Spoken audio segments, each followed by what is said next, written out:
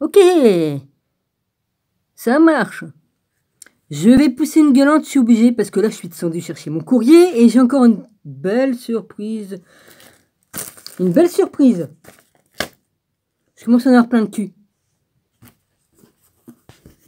Oh! Alors attends, hein, Gilles, il est mort le 24 janvier 2020. Et voilà que je reçois du courrier. Oh! De la République française. Hein? Hein, pour ses impôts, hein, je ne l'ai pas ouvert. Depuis quand que les morts, ils payent encore des impôts? Au bout de plus d'un an qu'ils sont morts. Eh, vous marchez sur la tête ou quoi? C'est comme la sécurité sociale, je sais plus quoi. Enfin, je reçois du courrier pour Gilles, pour, pour, pour beaucoup de choses, alors qu'il est mort. On a tout fait, on a fait les dossiers et tout par lesquels il était mort, et puis que j'étais héritière de ces trucs et que j'ai refusé des trucs d'ailleurs, hein, je vais pas réexpliquer tout. Et là, il me casse les couilles, hein? Franchement, Calice, tabarnak, bande de crise de trou du cul. Et je commence à en avoir plein de cul. Excuse-moi Jésus d'être aussi vulgaire, mais je commence à en avoir plein de cul de ces cons qui sont même pas capables de s'occuper des dossiers, de s'y retrouver dans les dossiers là depuis qu'il y a le coco. Mais ils ont le cerveau comment? Ils ont le cerveau comment? Ils changent de... Mais qu'est-ce qu'ils branlent dans leur boîte? Hein? Qu'est-ce qu'ils branlent dans leur boîte là, devant leur ordinateur? Qu'est-ce qu'ils branlent? Hein? Leur ordinateur aussi, il a été empoisonné par la pic-pic, là. Ils l'ont chopé aussi. Hein? Les ordinateurs, ils ont le virus aussi, non, peut-être? Oh, nom de Dieu! Eh, ça commence à... Excuse-moi, Jésus. Je sais même pas si j'ai le droit de dire nom de Dieu. Mon grand-père, il disait tout le temps. Mais ça commence sérieusement à me les péter. Hein? Depuis quand que les morts, ils sortent de leur tombe pour payer des impôts et puis devoir repayer des assurances vie ou je sais plus quoi, là, je m'y retrouve plus dans tout ce qu'ils m'ont fait. Mais ils arrêteront donc jamais. Ils veulent que j'aille leur porter l'urne je vais leur porter l'urne et puis je vais leur demander, allez-y, parlez à mon ex et puis à mon ami, puis demandez-lui, hein, de payer. Non de... Putain de merde, de... Fuck de fuck. Sérieusement, on peut pas me foutre la peine, hein? Il m'a fallu 1 an pour sortir du deuil, pour me faire à l'idée qu'il était parti et tout ça, que je me retrouve toute seule, et puis tous les problèmes qu'on me fait après. On me fait pas assez de problèmes comme ça avec moi-même déjà? J'ai pas assez de problèmes comme ça, non, avec leur connerie de Covid et tout ça, là, qu'on est emmerdé avec les caisses d'allocation familiale, qu'on est emmerdé avec la banque, qu'on est emmerdé avec ceci. Putain, mais foutez-moi la paix, bordel de nom de Dieu. Excuse-moi Jésus. Excuse-moi papa, mais là, faut que je pète une durite, là. Il faut que ça sorte, sinon je vais péter une durite. Sérieux, laissez les morts où ils sont, putain.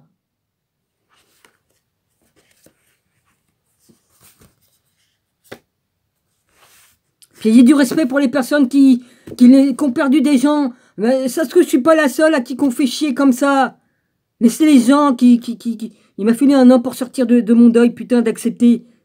Et on me fait chier encore avec ça. Et puis en plus, on peut même pas vous appeler par téléphone, parce que maintenant, maintenant, même avec la caisse d'allocation familiale, on peut même pas leur parler, c'est con. Maintenant, faut faire arrobase, si vous avez tel problème, faut faire numéro, faut taper 1. Si vous avez ce problème-là, faut taper 2. Si vous avez ce problème-là, faut taper 3. Mais mes couilles! Aucun des problèmes que vous mettez sur les numéros qu'il faut taper ne correspond aux problèmes que j'ai. On peut même pas vous expliquer les problèmes qu'on a, bande de cons. Bande de barges. On peut même plus vous parler, discuter avec quelqu'un dans le bureau. Il n'y a plus personne maintenant. Faut faire tout par téléphone. Non mais... Hey. Ouais, ma tête, elle est encore assez dure. Non mais vous êtes tous des barges. En plus, vous rentrez dans la connerie de qui vous savez que... des élitrons là qui sont au pouvoir. Il faut peut-être qu'on pousse pas une gueulante, non. Le monde, il est devenu complètement dingo. Et puis c'est nous, les cinglés, qui disons la vérité sur beaucoup de choses. On est passé pour des menteurs, des escrocs, des cinglés, Comment qu'ils disent ça? Des complotistes. Hein? Des complotistes, que vous dites. Excuse-moi Jésus, je suis obligé de péter une durite là, j'en ai plein le cul. Qu'on me foute la paix dans mon deuil. Vous avez changé de truc et puis vous perdez les dossiers, vous savez même plus où c'est que vous en êtes. Même dans les assurances, où c'est que je suis assuré pour ma maison et tout ça.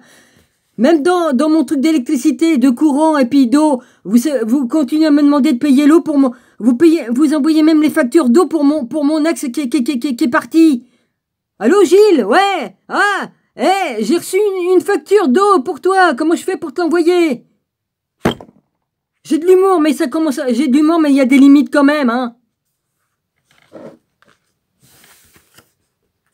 Vous êtes même pas foutus de vous y retrouver dans vos trucs là, avec vos ordinateurs pourris là, puis tout ça.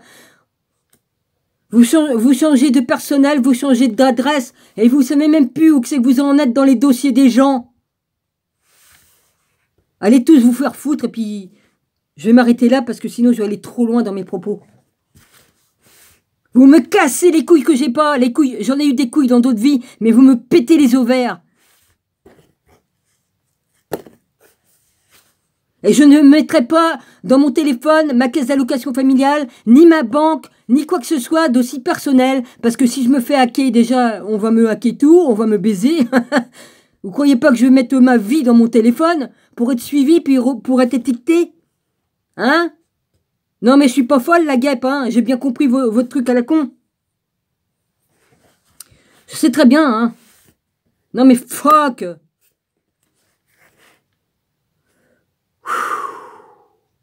Pardonne-moi Seigneur, j'ai le cœur qui bat à 200 à l'heure. C'est de quoi que je fasse un AVC là, parce que j'ai des problèmes dans... J'ai un problème, mais je peux très bien faire un AVC. J'en ai déjà fait un, alors je peux en faire un encore. Remarque, hein. Ah, dis donc.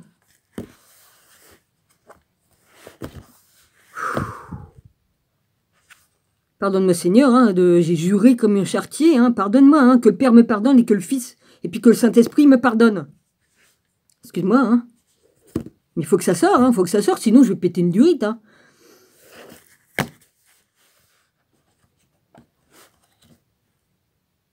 Ma dragonnette, je sais pas si tu m'écoutes dans mes vidéos, j'en sais rien, mais je t'ai fait... Mais voilà, hein, ce que je t'ai dit, c'est une grande vérité. Tu l'as accepté puisque tu m'as pas engueulé ni quoi qu'est-ce. Alors merci à toi, que ceux qui m'entendent, qui sont encore abonnés à sa chaîne, comme moi, j'y suis toujours abonné. Je vous remercie. Hein, si vous m'entendez, bah vous lui dites que voilà. C'est gentil de sa part d'avoir accepté ce que je lui ai dit, les 4 vérités. Parce que je savais, mais je lui ai rien dit, hein, voilà, de ce qui allait arriver pour ma dragonne. Elle a accepté, bon, elle a accepté ce que je lui ai dit, c'est très bien. Je continue à prier pour elle, et puis voilà. Puis je lui envoie tout mon amour, parce que je l'aimerai toujours. Je l'aime toujours. Ça reste ma soeur et mon amie. Il n'y a rien à faire. Comme j'aime, c'est à vie, c'est pour l'éternam. Éternam. Voilà.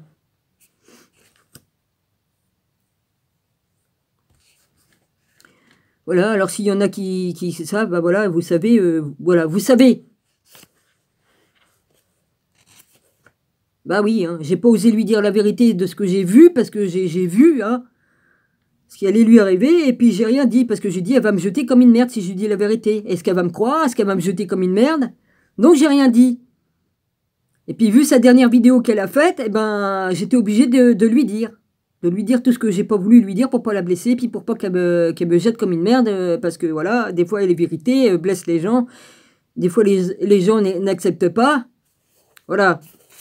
Donc j'étais obligé de lui dire toute la vérité, que ce soit sur moi, des choses que je ne lui ai pas dit, et que ce soit de ce que j'ai voulu lui cacher pour pas la blesser, ni quoi qu'est-ce. Voilà.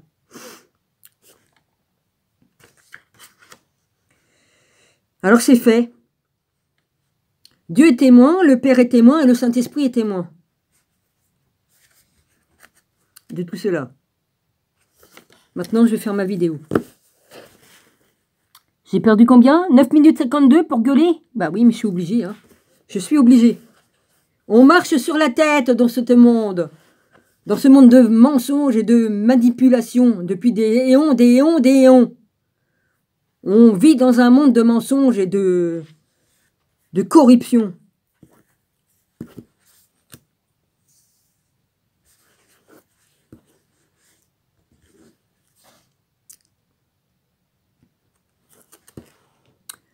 Alors, j'en suis à la page 137 du livre Encyclopédie des anges, véritable histoire et origine des anges.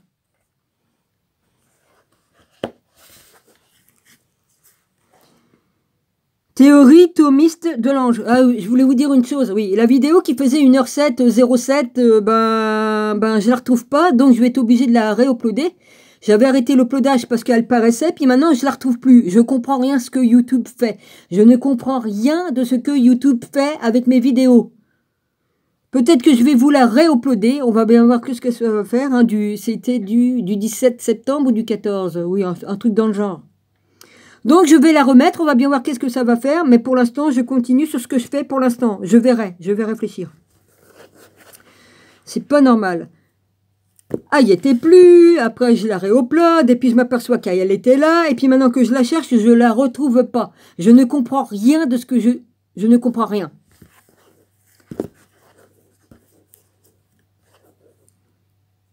C'est quand même bizarre, ce que YouTube fait. Ils vont me faire tourner en bourrique, c'est tout. Donc, ayant vu qu'elle était uploadée déjà, que tout était impeccable, je l'ai mis dans les archives. J'ai dit, je ne le retire pas. J'ai retiré le doublon. Ça n'a pas enlevé rien du tout. Tout était impeccable. Et je m'aperçois qu'elle a encore disparu. Donc, j'y comprends rien.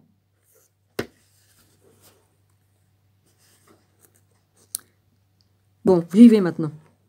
Théorie thomiste de l'ange.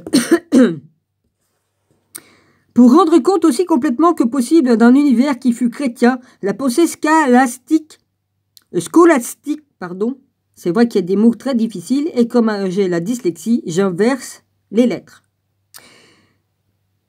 La pensée scolastique ne pouvait négliger les anges. C'est pourquoi une mission directionnelle des facultés cognitives et spirituelles, autrement plénières, que celle de l'homme, leur furent reconnues. Même si la considération de l'Église d'Occident pour les anges affaiblit par la suite, on peut dire que l'analyse de la question par saint Thomas d'Aquin, 1228-1274, lui sert encore de référence. Résumons-en quelques éléments essentiels. Nécessité de l'existence des anges. Pour le docteur Angélique, l'existence des anges est rendue nécessaire par la connaissance et par la prééminence de l'esprit, par le non moins nécessaire continuité dans les degrés d'être qui tentent vers l'absolu. Sceptique mais réaliste, Montesquieu expliquera d'ailleurs, je disais qu'il était très naturel de croire qu'il y avait des intelligences supérieures à nous. Car, en supposant la chaîne des créatures que nous connaissons et les différents degrés, je l'ai lu à Montesquieu.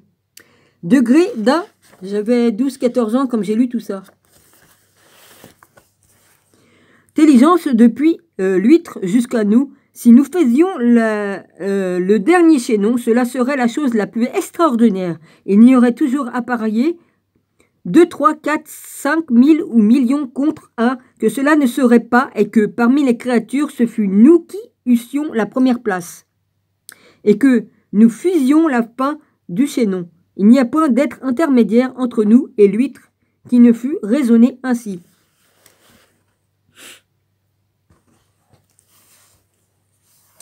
La totale incorporéité des anges ne signifie pas l'appartenance exclusive du péché à la forme de la matière, ce qui illustre l'exemple des anges déchus.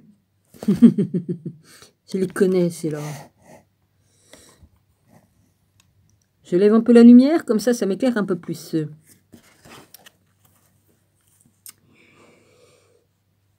Mais comment saint Thomas différencie-t-il les purs esprits, que sont les anges, de Dieu ou esprit absolu, et des âmes, de Dieu seul, substance qui est le pur acte d'être, l'identification et l'unicité de l'essence et de l'existence, se réalise alors qu'elle se distingue dans l'ange comme dans les autres créatures. Si sa doctrine des substances séparées permet donc à saint Thomas de décrire les anges comme une espèce réelle, c'est-à-dire comme des substances incorporelles, immatérielles et libres de la matière, plus bas dans l'échelle, les âmes forment sans matière, sans elles aussi, des substances qui, bien qu'incomplètes, peuvent subsister sans le corps. À l'origine, on n'était pas dans un corps de chair, hein, nous aussi. Hein? C'est les écailleux et puis tout ça qu'on fait des... qui ont changé notre ADN. On voit que saint Thomas ne retient pas la matérialité comme critère de distinction entre Dieu et être, ange compris, alors que ses prédécesseurs interprétaient certaines données scripturaires de manière littérale. Ils firent ainsi à propos des fils de Dieu qui avaient séduit les filles des hommes et engendré des géants, à propos de la manne appelée pain des anges, de la nourriture et de la boisson invisible aux hommes, et dont Raphaël disait se servir des messagers et serviteurs de Dieu, semblables à des vents ou à des flammes. Des myriades d'anges. Les Écritures parlent des saintes myriades, des équipages de Dieu qui sont des milliers de myriades, des mille milliers qui servent l'ancien des jours et d'une myriade de myriades debout devant lui. Il y a aussi les 12 légions d'anges que le Père pourrait envoyer à Jésus, la multitude de la milice céleste. La troupe des beaucoup de milliers d'anges, le Seigneur et ses milliers de saints, des milliers de milliers d'anges, une armée de cavalerie de 200 millions. Ça fait beaucoup, hein? Alors les 12, ce sont les archanges, les 12 archanges qui sont les chefs là-haut, de tous les anges et tout ça. Ils sont les chefs. 12 grands chefs.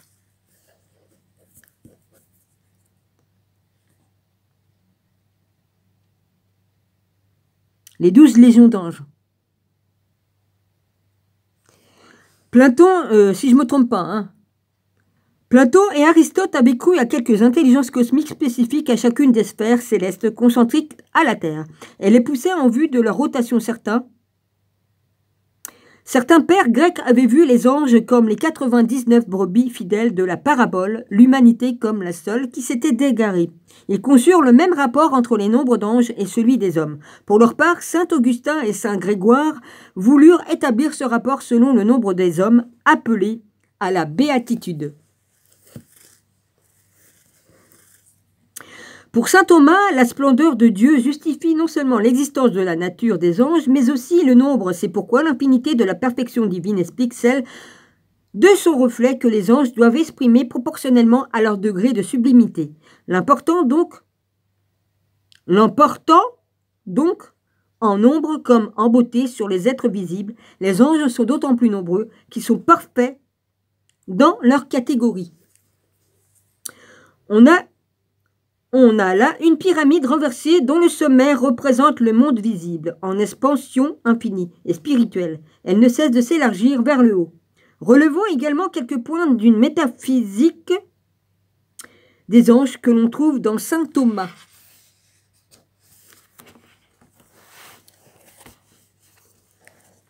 Il n'y a pour eux ni espace ni temps. Les esprits purs ne sont nulle part. Ils sont hors toute espèce de quantité et de position. Quant à leur présence, elle consiste dans l'orientation préalable de leur pensée et de leur volonté vers le lieu reconnu dans l'application qu'ils font en quelque manière que ce soit de leur propre vertu à ce lieu. Leur déplacement consiste donc à déplacer subitement leur action d'un point à l'autre de l'espace ou à toucher les points intermédiaires de leur énergie. Le pur esprit n'est certes pas éternel car il ne s'appartient pas pleinement dans l'immédiateté d'un unique instant. Il échappe cependant au temps parce que discontinu. La durée de ses actes se compose de moments variés et sans lien, semblables à des éclatements de lumière. Parce que sa nature se suffit à elle-même, l'ange, une parfaite connaissance de soi. J'ai loupé un truc. Parce que sa nature se suffit à elle-même, l'ange a une parfaite connaissance de soi. De par sa nature simple et incorruptible qui l'engage et le maintient totalement dans chacun de ses actes, l'esprit tient sa propre maîtrise de lui-même. C'est pourquoi chaque ange est à lui seul une espèce dont toutes les qualités se réunissent en lui. D'ailleurs, si nous connaissions parfaitement les fonctions des anges et leurs différences, Nous saurions aussi que chaque ange a dans l'univers sa fonction et son rang propre, bien plus réellement que n'importe quelle étoile, quoique ce nous soit caché. Incarner nos esprits sont plus particulièrement sensibles aux perceptions sensorielles. La recherche de notre nature spirituelle s'en trouve donc entravée au point de ne pouvoir se traduire qu'au moyen d'images et de concepts empruntés à nos expériences habituelles, l'esprit pur est au contraire parfaitement intelligible à lui-même. De par sa propre substance, il est à un niveau unique de conscience, objet immanent, intuitif de sa connaissance parfaite, image de Dieu. Il le connaît donc, mais parce que d'essence différente de la nôtre, la connaissance qu'il a de nous tous ne s'opère que par l'établissement de correspondance.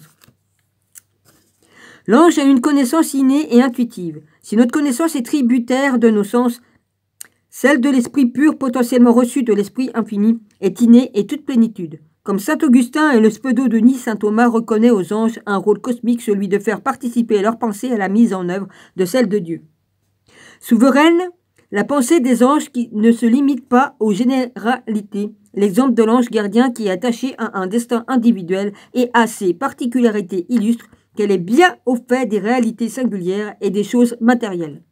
L'ange se passe de notre démarche logique, principe, analyse, synthèse, correction, conclusion, lui-même parfaitement simple, immuable et immatériel. Il connaît les composés d'une manière simple, les choses muables d'une manière immuable et les choses matérielles d'une manière immatérielle, naturelle, intuitive. Quant à l'essence des choses, la reconnaissance des anges est cependant bien réelle, selon ce qui dit saint Thomas, ou bien intellect ça saisit pas du tout les essences simples et alors il n'en connaît rien, ou il les connaît telles qu'elles sont. L'universalité, oui j'ai bien dit, de la connaissance de l'ange dépend de son degré de perfection. Cela irait sans dire si la connaissance dépassant ici les pensées obtenues de nos facultés, sensorielles, elle ne tendait pas à épuiser la réalité non plus relative, mais absolue.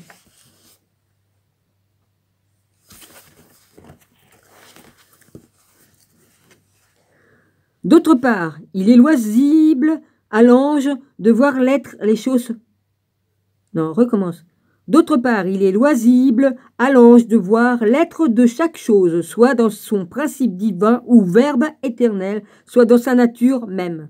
Saint Augustin qualifia ainsi de matinale la première connaissance, celle qui s'opère dans la candeur de la lumière éternelle, préalablement à l'apparition matinale des choses de l'existence. Quant à la seconde connaissance dont l'ange dispose aussi, il l'appelait vespérale, parce que chargée de l'expérience du jour obscur en comparaison de la vision du Verbe, dira saint Thomas, tous les êtres sont autrement connus des anges dont le Verbe divin où résident éternellement immuables les causes et les raisons essentielles de leur existence, autrement en eux-mêmes.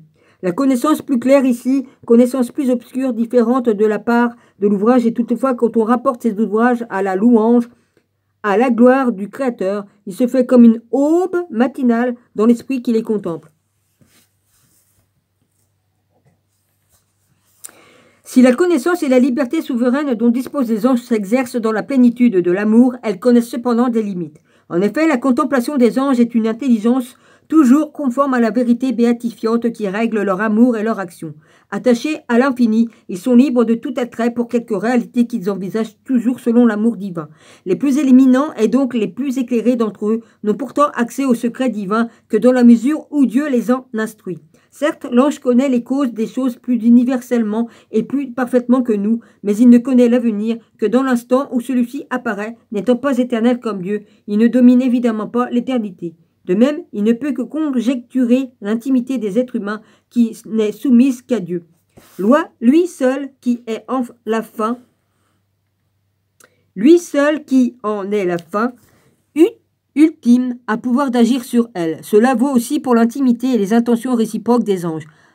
A fortiori, pour les mystères de l'action divine qu'ils contemplent dans le Verbe, lequel Verbe les révèle selon la capacité de chacun d'eux. Les anges s'illuminent et se parlent. Comme leur volonté, l'intelligence des anges est irréductible, exemplaire dont les esprits créés reflètent l'image de Dieu, seul pourvoient à leur perfection ultime.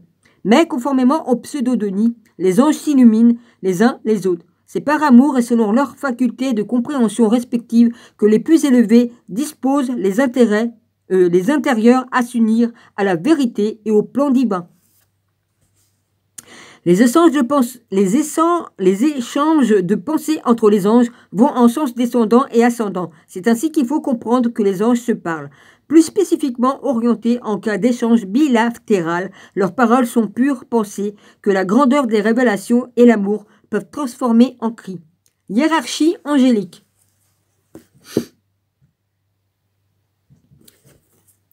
La hiérarchie du pseudo-Denis faisait tellement autorité que saint Thomas adopta la répartition des anges en 9 catégories ou cœurs, non sans rechercher les principes générateurs de la hiérarchie en 3 ordres.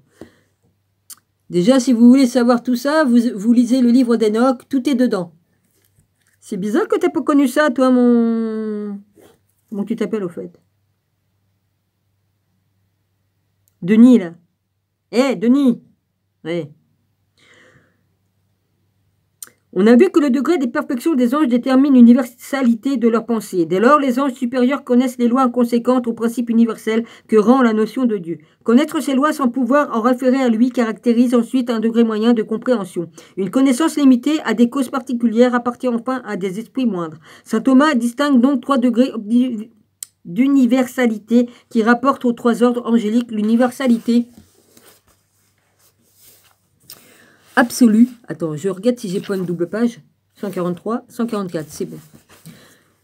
Absolue, ou de l'essence divine, s'accompagne dans le premier ordre de la conscience des fins suprêmes à accomplir par tous les anges. Si l'universalité des causes multiples caractérise le deuxième ordre, l'exécution des plans d'activité qu'elle recèle revient aux anges inférieurs dont la connaissance relève de l'universalité des causes particulières.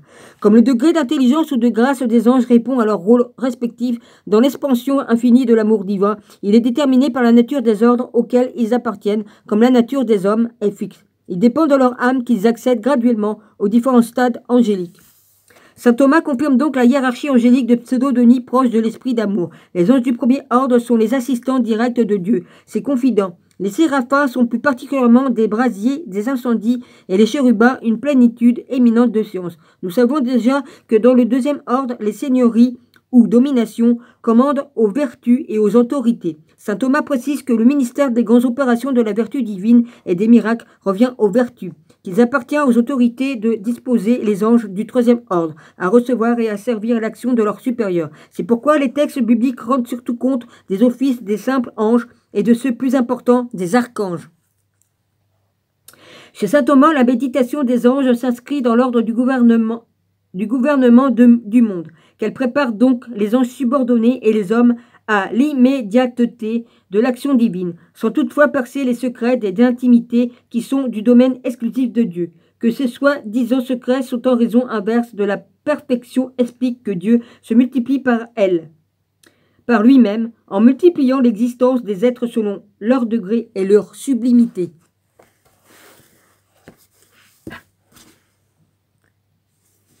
L'ange gardien, apparu dès les plus anciens textes chrétiens. Attends, va doucement, Mado. Dominique, je me parle à moi-même, oui. L'ange gardien, apparu dès les plus anciens textes chrétiens, la notion d'ange préposé à la garde, à la surveillance, à l'assistance de chaque âme humaine avait été confirmée par les pères. On se souviendra de l'analogie établie par Origène avec les anges des nations. Saint Thomas la reprend pour assurer qu'un ange est commis à la garde de chacune comme à celle de chaque homme. Ce n'est pourtant qu'à la faveur de baptême que l'ange gardien est pleinement efficace quand il peut regarder la face du Père. On n'oubliera pas que le thomisme représenta un effort théologique qui alliait toutes les possibilités de la dialectique aristotélicienne avec la foi. À ce propos philosophique, fondé sur la raison, on opposera un texte contemporain où se manifeste le souci didactique du merveilleux propre au genre hiéroglyphique. Extrait de Jacques de Voragine, La légende dorée, chapitre 13. Non, c'est pas chapitre 13, pardonnez-moi, c'est marqué 13e siècle. Excusez-moi. et c'est marqué 44. Là, ça doit être le chapitre 44. Les hiérarchies des anges. La première se nomme Épiphanie, c'est-à-dire l'apparition supérieure. La moyenne se nomme Hyperphanie, c'est-à-dire moyenne apparition. La dernière s'appelle Hypophanie, c'est-à-dire apparition inférieure. Le mot hiérarchie vient de hiérar, qui signifie sacré. Et des archos, prince équivalent à principauté sacrée. Chaque hiérarchie renferme 3 ordres. Le premier contient les séraphins, les chérubins et les trônes. La moyenne renferme qu'après la distribution de Saint-Denis, les dominations, les vertus et les puissances, la dernière suivant le même auteur renferme les principautés, les anges et les archanges. Cet ordre, cette distribution offre une certaine analogie avec ce qui se voit chez les puissances de la terre, car parmi les ministres d'un monarque, il y en a dont les fonctions se rapportent immédiatement à la personne royale, comme sont les chambellans, les conseillers et les assesseurs, qui représentent la première hiérarchie. D'autres ont des charges pour gouverner le royaume, sans être attachés spécialement à telle ou telle province, comme les généraux d'armée et les juges de la cour. Ils représentent les ordres de la seconde hiérarchie. D'autres enfin sont placés à la tête d'une partie du royaume, comme les prévôts, les baillis et les fonctionnaires inférieurs. Ils représentent les ordres de la troisième hiérarchie. Les 3 premiers ordres de la première hiérarchie sont ceux qui se tiennent auprès de Dieu et qui le contemplent pour cela. 3 qualités leur sont nécessaires. Premier, un amour éminent, ce qui appartient au cœur des séraphins, dont le nom veut dire enflammé. Deuxième, une connaissance parfaite. Elle est la part des chérubins, dont le nom signifie plénitude de science. Troisième, une compréhension perpétuelle ou jouissance, ce qui convient au trône, dont la signification est siège, parce que ce sont les sièges de Dieu et le lieu de son repos, tandis qu'il les fait se reposer en lui. J'ai le nez qui me gratte. Pardonnez-moi, j'ai un cheveu qui me chatouille. Les 3 ordres de la hiérarchie moyenne sont à la tête de la communauté humaine en général et la gouvernante. Ces actions de gouverner consistent en 3 choses. 1. À présider ou à ordonner. Cela regarde le cœur des dominations qui ont la prééminence sur les inférieurs, les dirigeants, dont dans l'accomplissement du service de Dieu, et leur transmettant tous les ordres. Ce que semble indiquer le passage du prophète Zacharie. Il y a chiffre romain en 2, le chiffre romain en lettre 2, en lettres romaines. Numéro 2, où un ange dit à un autre, ange, courez, parlez à ce jeune homme et lui dites, voilà. Deuxième, à agir. C'est le propos des vertus pour lesquelles il n'y a rien d'impossible à exécuter de ce qu'on leur commande, parce que à eux fut donné le pouvoir d'accomplir toutes choses. Mais ils passent où les cheveux? Ah oui, c'est là, les cheveux là. D'accord. Alors, toute chose, virgule, quelque difficile qu'elle soit, de ce qui regarde le service de Dieu, et c'est la raison pour laquelle on leur attribue les miracles. Troisièmement, à lever tous les obstacles et les empêchements, ce qui est du ressort des puissances, qui doivent tenir à l'écart les puissances ennemies. Qualité signalée au livre de Tobie, chapitre 8. Où il est dit que Raphaël alla lier le démon dans le désert de la Haute-Égypte. Les 3 ordres de la dernière hiérarchie ont des fonctions déterminées et limitent quelques-uns. En effet, parmi eux sont à la tête d'une province. Ce sont ceux de l'ordre des principautés, tels que le prince qui était à la tête des Perses. Il en est question dans Daniel, chapitre 10. D'autres sont préposés pour gouverner une communauté comme une ville, par exemple, et ce sont les archanges. Quelques autres dirigeants, une personne en particulier, et ceux-là ont reçu le nom d'anges. C'est pour cela qu'on les dit chargés d'annoncer des choses minimes, parce que leur ministère est limité à un seul homme. On dit que les archanges annoncent les grandes choses, parce que le bien général l'emporte sur celui d'un particulier.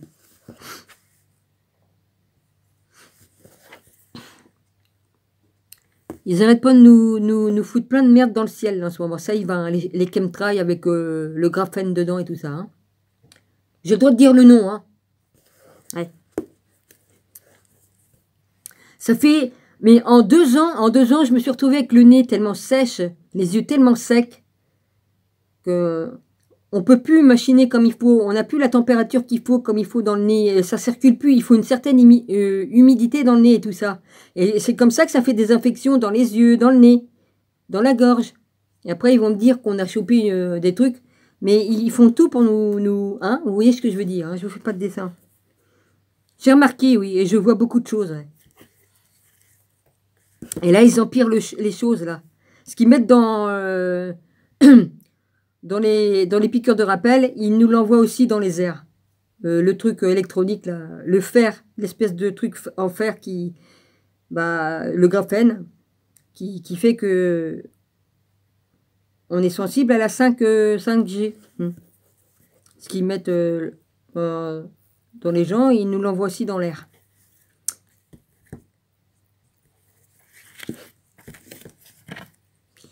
Vu que je dis pas de nom ni quoi qu'est-ce, je risque rien. Les anges ont droit... je continue. Ah, j'ai l'oreille droite qui siffle. Les anges ont droit à nos louanges et à nos honneurs pour plusieurs motifs. Ils sont nos gardiens, nos directeurs, nos frères et nos concitoyens. Ce sont eux qui portent nos âmes au ciel. Ils présentent nos prières à Dieu. Ce sont les plus nobles soldats du roi éternel et les consolateurs des affligés.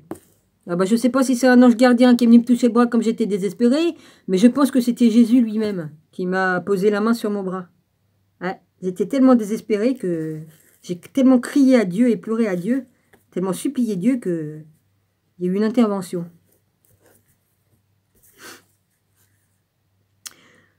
Nous devons les honorer parce qu'ils sont nos gardiens. Je ne dis pas que mon ange gardien n'était pas là, hein. J'en ai deux en plus. Alors, il était forcément là. Hein. À chaque homme sont donnés 2 anges, un mauvais pour l'exercer et un bon pour le garder. L'homme est gardé par un bon ange dès le sein de sa mère, dès sa naissance et aussitôt qu'il voit le jour, et il est encore quand il est devenu grand. Or, dans ces 3 états, l'homme a besoin de...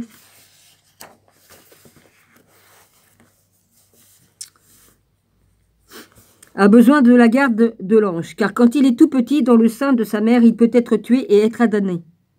Oh. J'ai failli mourir, moi, à ma naissance. Hein. Je suis mouru, hein, pratiquement. Hein. Je suis sûr que je suis allé à moitié l'autre côté, hein, ou complètement, je suis revenu. Hors du sein de sa mère, avant l'âge adulte, il peut être empêché de recevoir le baptême. Parvenu à l'âge adulte, il peut être entraîné à commettre différents péchés. Le diable séduit la raison de l'adulte par ses sacrifices. Il allège sa volonté par des caresses, il opprime sa vertu par la violence. On peut assigner 4 résultats que l'homme obtient de la protection de son ange gardien. Le premier, c'est de faire avancer l'homme dans l'acquisition de la grâce. L'ange le fait en 3 manières. Premièrement, en écartant tout ce qui empêche d'opérer le bien. Ceci est indiqué dans l'Exode 12, où il est dit que l'ange frappa les premiers-nés de l'Égypte. Deuxièmement, en chassant les paresses, comme il dit dans le livre de prophète Zacharie. Chapitre 4. Non, 3. Non, c'est V, ça fait 5. Non, c'est 4, c'est ça. L'ange du Seigneur me réveilla comme un homme qu'on réveille de son sommeil. Troisièmement, en le conduisant dans la voie de la pénitence et en le ramenant à ce qui est signifié par l'ange qui conduisit et ramena Tobie. Chapitre 5. Le second, c'est de l'empêcher de tomber en faute, ce que l'ange fait de 3 manières.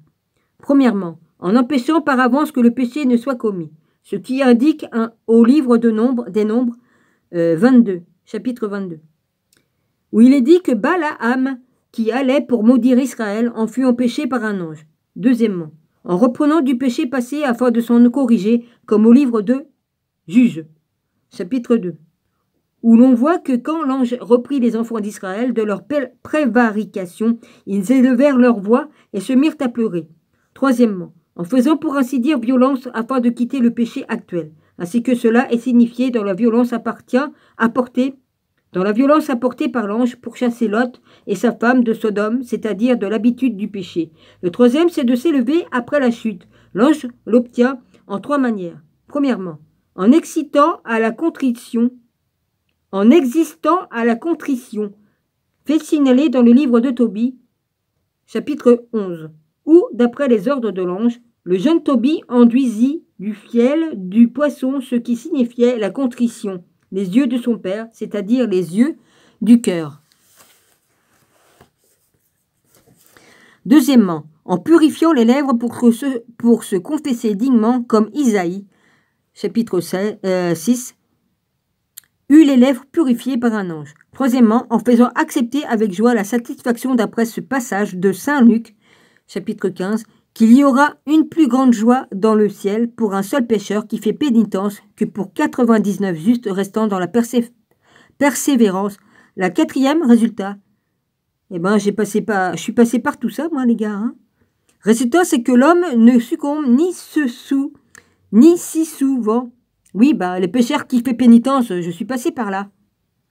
Je me suis repenti plusieurs fois. Je me renouvelle aussi. Je l'ai fait plus d'une fois depuis que j'ai donné ma vie à Jésus, depuis que je me suis converti à Jésus-Christ. De temps en temps, je refais pénitence parce que je me dis on peut pécher sans s'en rendre compte ou voilà. Hein. Donc voilà. Ni en temps de mots chaque fois que le diable l'y porte et l'y entraîne. Ce que l'ange fait de 3 manières. Premièrement, mettant un frein à la puissance du démon. Deuxièmement, en affaiblissant la concupiscence. Troisièmement, en gravant dans nos cœurs le souvenir de la passion de notre Seigneur, ce qui a été dit dessus suffit pour le prouver. Ben, j'ai tout en moi. Il a mis toute sa parole en moi-même, le Seigneur. Deuxièmement, nous devons les honorer parce qu'ils sont nos directeurs, car tous les anges, dit l'épître aux Hébreux, sont des esprits qui tiennent lieu des serviteurs et de ministres. Tous ont une mission par rapport à nous. Les supérieurs sont envoyés à ceux du second rang, ceux-ci au dernier, et ces derniers à nous. Or, cette mission est bien en rapport premier avec la bonté de Dieu, car cette divine bonté est manifestée en tant qu'elle veut et aime notre salut quand elle envoie et nous transmet les plus nobles esprits qui lui sont intimement unis, pour nous donner les moyens d'être sauvés. Deuxième, avec la charité des anges, parce que c'est la fin d'une charité parfaite de désirer ardemment le salut des autres. C'est pourquoi Isaïe dit « Me voici Seigneur, envoyez-moi, or les anges peuvent vous aider, parce qu'ils voient que nous avons besoin de leur secours et sommes attaqués par les mauvais anges, s'ils sont envoyés vers nous. C'est que la loi de la charité angélique l'exige. » Troisièmement, avec l'intelligence de l'homme, car les bons anges sont envoyés. Premier, pour enflammer notre cœur d'amour. Le char de feu qui les porte en est la preuve. Non, en est la figure. Tu veux anticiper, ma pauvre amie, et là, tu te gourdes. Tu te gourdes. Les portes en est la figure. Deuxièmement, pour éclairer l'intelligence dans la connaissance de ses devoirs. Ceci est figuré dans l'ange de l'Apocalypse 10, qui, avec un livre à la main. Troisième, pour fortifier notre faiblesse jusqu'à fin, ce qui est indiqué dans le troisième livre des rois 19, où on lit qu'un ange porta à Élie un pain cuit sous la cendre et un vase d'eau. Alors ce prophète mangea et marcha, après s'être fortifié par cette nourriture jusqu'à Horeb, la montagne de Dieu. Troisièmement, nous devons les honorer parce qu'ils sont nos frères et nos concitoyens.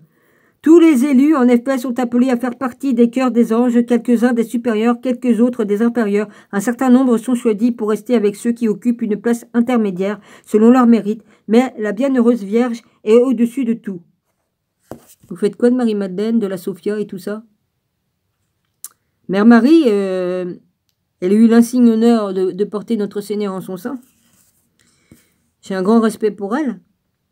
En plus, vu qui j'étais il y a 2000 ans, encore plus. Là, je vous parle, là, je suis en train de brûler, là. Il y a le feu qui se met, là. Ok, ça vient du cœur et tout ça, hein. Ouais, bah, c'était ma belle-mère, hein, il y a 2000 ans. Saint Grégoire paraît n'être pas de ses sentiments dans une de ses homélies. Il y en a, dit-il, qui ne conçoivent que peu de choses, mais qui cependant ne laissent pas d'en faire part à leurs frères. Ceux-ci sont mis au rang des anges. Il y en a qui parviennent à comprendre et à manifester ce qu'il y a de plus sublime dans les secrets du ciel. Ils sont au rang des archanges. Il y en a qui opèrent des miracles prodigieux et dont les œuvres sont marquées au coin de la puissance. Ils sont les vertus. Il y en a qui, par la force de leur prière et par l'effet de la puissance qu'ils ont reçue, mettent en fuite les esprits malins. Ils sont avec les puissances. Il y en a qui, par les vertus qui ont reçu, surpassent les élus en mérite et sont à la tête de ceux qui sont élus comme eux. Ils partagent alors les prérogatives des principautés. Il y en a encore qui exercent un tel empire en eux-mêmes sur tous les vices qu'en raison de ces puretés, ils reçoivent des hommes le nom de Dieu, ainsi qu'il en est dit à Moïse, que j'ai établi. Attends, à Moïse.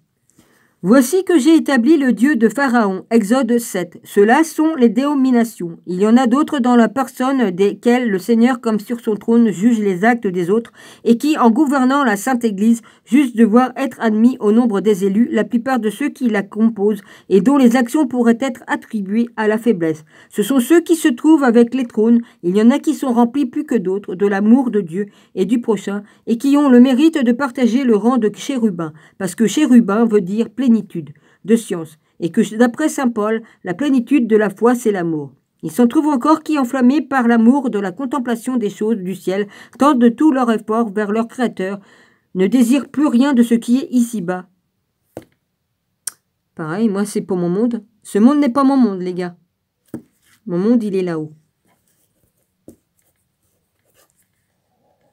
Est-il ici-bas, se rassied de l'amour seul, de l'éternité, méprise tout ce qui est de la terre, s'élève en esprit au-dessus de qui appartient au temps, aime et brûle, en même temps qu'ils trouvent le repos dans leur amour, qui brûle en aimant, qui embrasse par le feu de leurs paroles et dont le langage a la vertu d'embrasser de suite de l'amour de Dieu, ceux auxquels ils s'adressent et alors ils n'ont pu être appelés ailleurs que dans le cœur des séraphins. On doit honorer les anges parce qu'ils portent nos âmes au ciel. Ils le font en 3 manières. Premièrement, en leur préparant la voie. Malachie, chapitre 3. Je vais vous envoyer mon ange qui préparera ma voie devant ma face. Deuxièmement, en les portant au ciel sur la voie qui a été préparée. Exode 23. Je vais envoyer mon ange qui te gardera en route et qui t'introduira dans la terre que j'ai promise à tes pères. Troisièmement, en les plaçant dans le ciel. Luc 16. Il arriva que le pauvre mourut et fut emporté par les anges, le sein d'Abraham. Dans le sein d'Abraham, excusez-moi.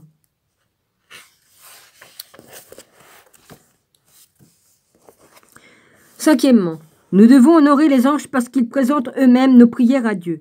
Ils offrent eux-mêmes nos prières à Dieu, comme il est dit au livre de Tobie, chapitre 12. Lorsque vous priez, ah tiens, ils ont mis 2 I côte-côte, P-R-I-I-E-E-Z. Ils mettent pas Y ou ils mettent pas... C'est marrant, moi, prier, pourquoi ils ont mis 2 I? Moi, quand je mets prier, je mets qu'un I. Oui, enfin, je cherche pas à comprendre. Avec l'âme... Non, c'est pas ça. Lorsque vous priez avec l'arme et que vous ensevelissez les morts, j'ai présenté moi-même vos prières au Seigneur. Deuxièmement, il s'interpose en notre faveur ainsi qu'on le voit sur le livre Job. 10, 20, 30, 33. Chapitre 33 du livre de Job. Si l'ange choisit entre 1000 parle pour l'homme et qu'il annonce au Seigneur l'équité de cet homme, Dieu aura compassion de lui. Le prophète Zacharie dit encore, ils mettent 1, l'ange du Seigneur parla ensuite et dit, Seigneur des armées, jusqu'à quand différez-vous de faire miséricorde à Jérusalem et aux villes de Juda contre lesquelles votre colère est émue? Voici déjà la 70e année de leur ruine. Troisièmement, il nous apporte les ordres de Dieu. Daniel 9 rapporte que Gabriel vola vers lui pour lui dire, dès le commencement de votre prière, j'ai reçu cet ordre de Dieu selon la clause, et je suis venu pour vous découvrir les choses dont le Seigneur m'a chargé de vous instruire, parce que vous êtes un homme de désir. Saint Bernard parle ainsi sur les 3 fonctions des anges dans son livre sur le Cantique des Cantiques. L'ange court du bien-aimé à la bien-aimée, offrant les vœux, rapportant les présents.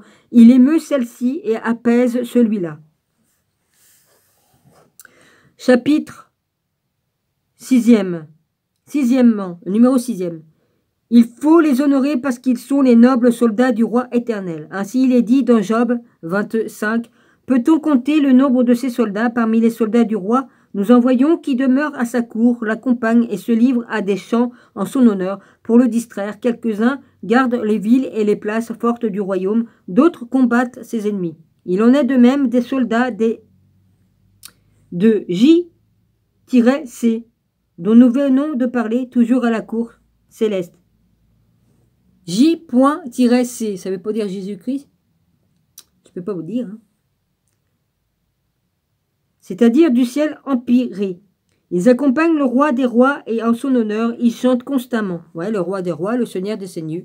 Des seigneurs. Excuse-moi, Jésus. Excuse-moi, Seigneur. Saleté de dyslexie à la con. Excusez-moi, je suis vulgaire.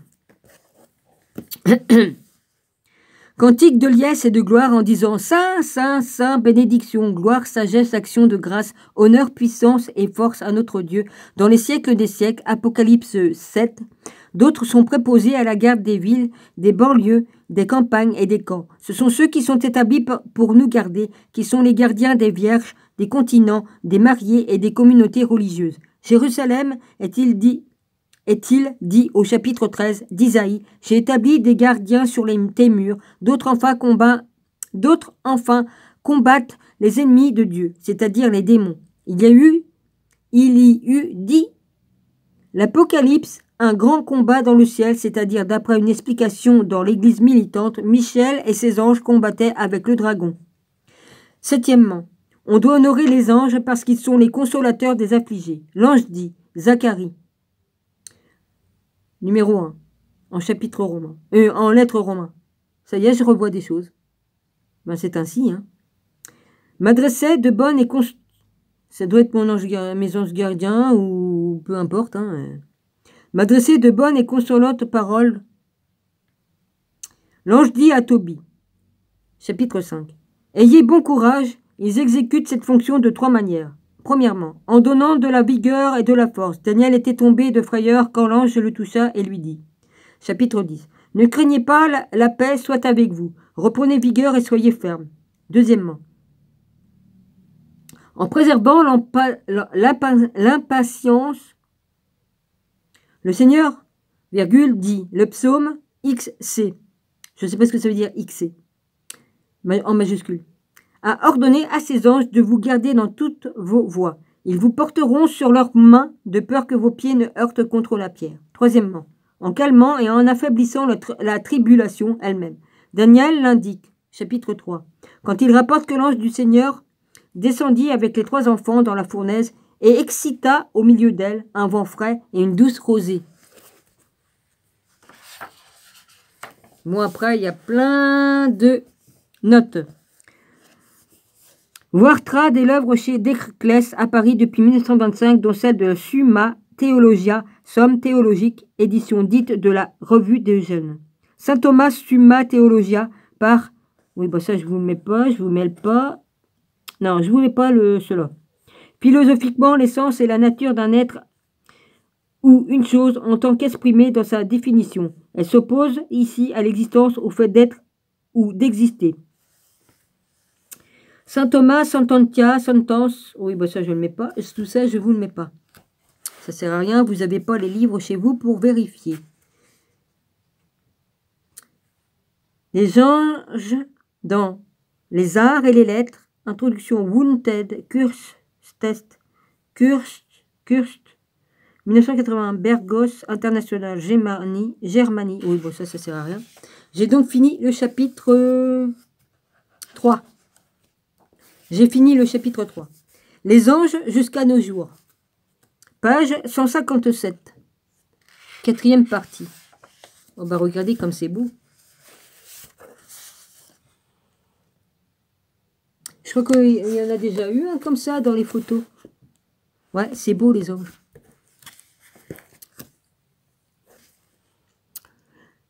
Déclin des anges en chrétienté.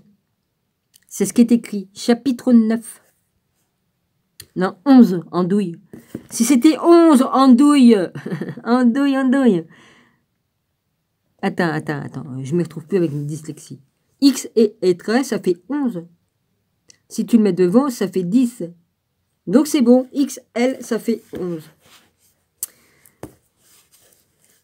Alors, page 159. Dans le cours de la Renaissance, les jésuites, dont l'atomiste Francisco Suarez, consacrèrent de longs développements aux anges. Avec Saint-Pierre Canisius. Ils contribuèrent à diffuser la notion d'ange gardien dans l'archétype et l'archange Raphaël. Selon saint Ignace de Loyola, les bons anges répandent une vraie joie spirituelle dans l'âme. Il m'est arrivé des fois de sentir l'odeur de rose. Pourtant, je n'avais pas de parfum. Je sentais une odeur de rose. Peut-être que ça vient de Mère Marie, j'en sais rien. D'après certains, ça veut dire que Mère Marie est là. En tout cas, j'ai vécu ça il y a quelques années.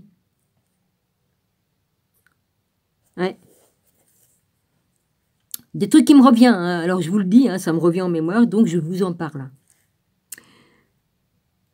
Selon saint Ignace il répand une vraie joie spirituelle dans l'âme, œuvrant à son avancement dans la connaissance et la réalisation du bien, parce qu'il les considérait comme des modèles de perfection. Saint François Sales, docteur de l'Église, recommandait de voir souvent les anges, quand bien même invisiblement présents à notre vie, et d'aimer surtout le nôtre. Avec la diminution progressive du caractère mystique des anges, il ne resta que l'ange gardien comme intercesseur et directeur de conscience. Confronté à la réforme, l'Église renonça en effet à certains ornements comme les... page 150... comme les anges supplantés par le Christ. Je m'excuse. Craignait-elle d'être accusée de polythéisme quand le protestantisme récusait le culte des saints, alors que ceux-ci étaient des esprits autrefois incarnés?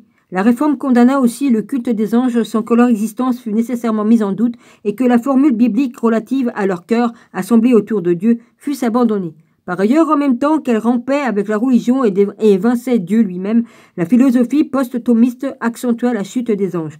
Les arts répercutèrent cette évolution sur les panneaux des primitifs flamands comme Van Eyck, Memling et Roger de la Pasture. Chez Fra Angelico ou Raphaël, la conception était encore liturgique, nimbée de paix majestueuse. Mais la renaissance des canons de la beauté antique du XVIe siècle devait annihiler toute la dimension spirituelle de l'ange assimilée au charme physique et puéril des héros, E-R-O-S, des amours, et des putis, c'est écrit comme ça, P-U-T-T-I, païens, et mythologiques, les angélos joufflus et dénudés de l'art baroque allaient voleter pour longtemps au-dessus des attelles. C'est ainsi que Véronèse et le Titien de Rubens, Rubens, et Poussin ensuite privilégièrent une sensualité étrangère au mystère de bons anges que l'on fit déchoir à leur tour pour les réduire à une convention esthétique. De cette époque date d'ailleurs l'expression « beau comme un ange » ou « comme un chérubin » appliquée aux enfants.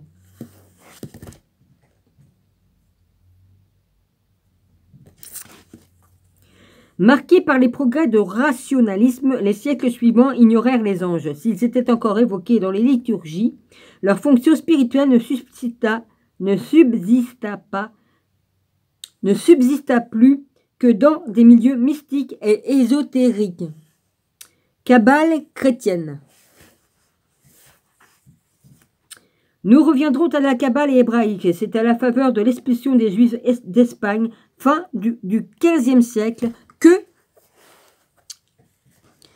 soucieux d'une philosophie chrétienne qui fut éminemment spiritualiste, Pic de la Mirambole et Marcille Ficin, notamment traducteur de Denis l'Aréopagite, découvrirent les spéculations sur la nature et sur les rapports de Dieu, de l'univers et de l'homme.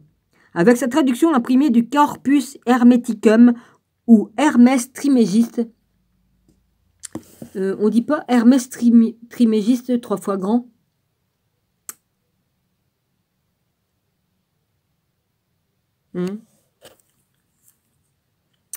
Hermès Trismégiste était censé avoir prédit l'avènement du Christ. Marcille Ficin inaugura la renaissance de l'émertisme philosophique dans sa théologie platonicienne. L'âme n'imitait et ne contemplait plus passivement le macrocosme dont elle parcourait les degrés dans sa quête de dépassement et d'immortalité. En raison de sa liberté, il dépendait de l'homme que de tous les astres et les esprits peuplant le monde visible, tel ou tel lui fut favorable ou pas. Si l'animus de l'homme touchait par le bas à la qualité multiplicité unifiée et donc au corporel indéfiniment invisible, il approchait par le haut l'ange un et multiple. La lumière universelle pouvait donc s'exprimer dans le microcosme humain, quelque part entre les morcellements de la matérialité et les miroirs de plus en plus troubles de l'ange, de l'homme et de la matière qualifiée reflet de la puissance divine. Influencé par Ficin, Pic et de la Mirambole, la dignité de l'honneur, la dignité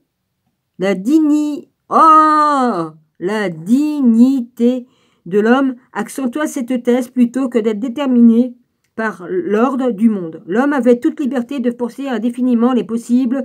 Dès lors, la notion d'unité ne se situait plus dans celle d'une réplique immuable de la création imposée à chacun, mais dans une communauté de pensée pluriellement exprimée et à découvrir dans la vérité d'une structure cachée par le visible. L'essor inouï des systèmes de correspondance et dans leurs principes en résultat avec la Kabbale, la chimie, l'astrologie, l'angéologie, la démonologie et différentes magies. Pour les kabbalistes chrétiens, la vérité du christianisme, le mystère de la Trinité et de l'incarnation trouvait à se... Page 162. À se fonder sur des textes comme le Zohar prétendument antérieur au Christ. Dans son art de la Kabbale, Ruchlin, je ne sais pas si on dit lin ou lin, R-E-U-C-H-L-I-N, affirma leur supériorité sur la scolastique aristotélicienne. Selon la tradition, un ange aurait révélé la gnose primordiale au premier homme. Reuchlin y vit la source de la philosophie pythagoricienne fondée sur les rapports harmoniques entre les nombres. Il rendit le tétragramme prononçable en donnant le pentagramme de Jésus. YHWSH. Un volet tardif et pour tout dire infime de la Kabbale hébraïque enseignait le moyen de se rendre semblable aux forces célestes par l'invocation simultanée des noms des anges, révélateur des aspects du divin ainsi que son effort d'établir une Kabbale chrétienne qui fut une métaphysique totale. Reuchlin conçut les anges et leurs noms comme les différentes manifestations de Dieu en cette énergie ou puissance.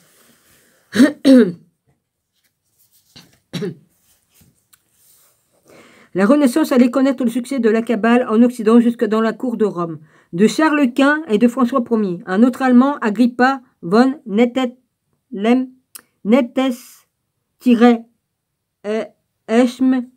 bon je vous Nettes-Heim, plus loin.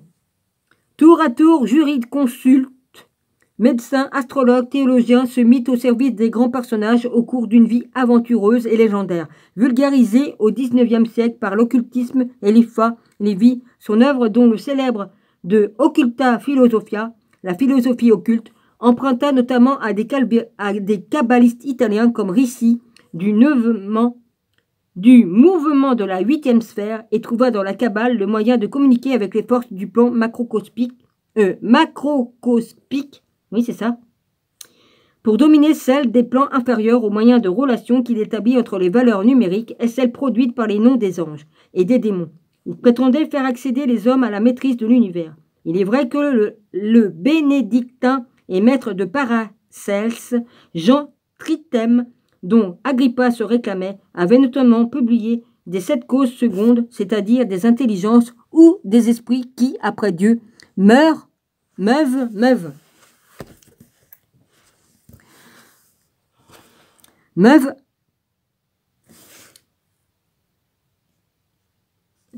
C'est-à-dire des intelligences ou des esprits qui, après Dieu, non, c'est pas ça qui était marqué. Si, pardonnez-moi.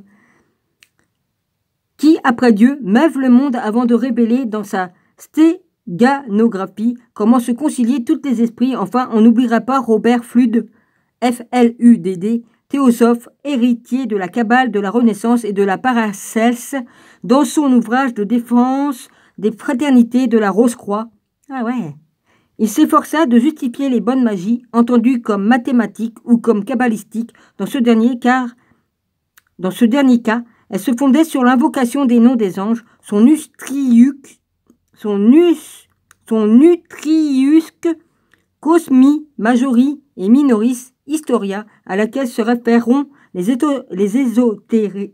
ésotéristes du 19e siècle. Acheva le système analogique des correspondances entre macrocosme et microcosme, entre l'univers et l'homme, tous deux émanations divines. Selon Fludd, la manifestation visible de Dieu reposait sur l'antagonisme permanent entre les principes de volintas et de nolintas, l'un actif de lumière, l'autre passif et soumise aux ténèbres.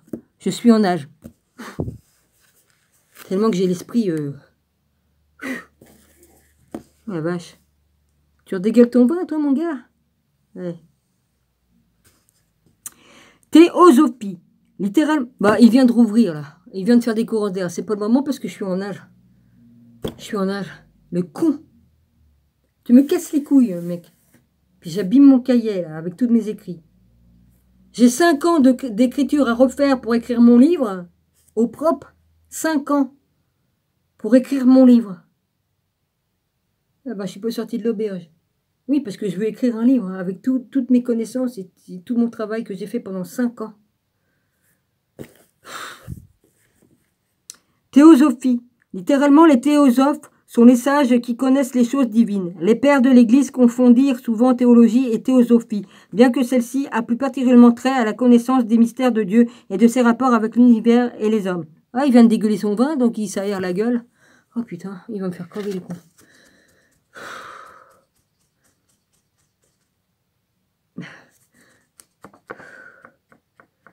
Bah, fais chier.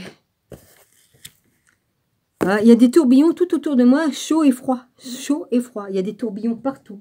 Et je les ressens, avec mes mains, je peux ressentir. Oui, c'est quand même aveugle, hein, même un aveugle, il ressent. Et si on ferme les yeux, on voit les énergies et on ressent tout. On ressent tout.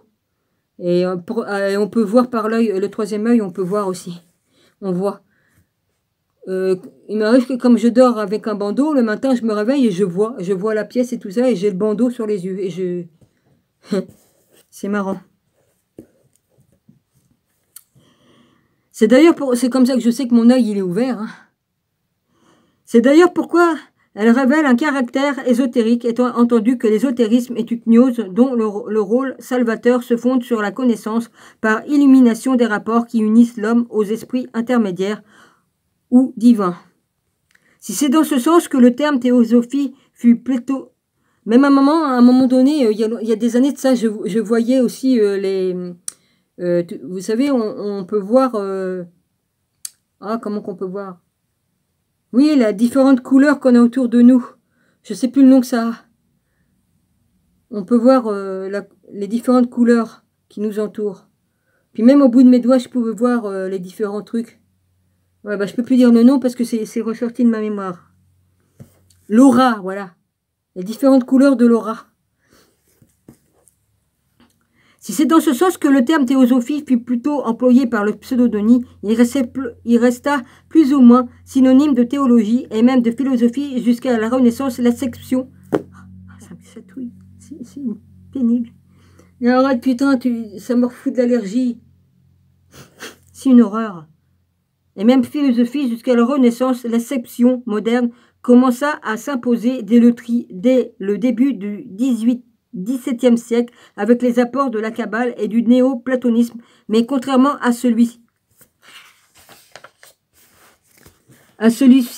qui décrivait les degrés successifs de la dégradation de l'un du parfait, le mystique de Jacob Bohème, B-O-E-H-M-E, 1575-1624, montra la jeunesse suivante. C'est à l'égal de la nature éternelle qui précéda à la création que émanaissent avant le monde sensible les anges concentrèrent en eux les principes de rigueur ou de feu obscur, et d'amour ou de lumière. Cette opération eut lieu bien que ce principe-ci voilait ou cachait celui-là, parce que passé en eux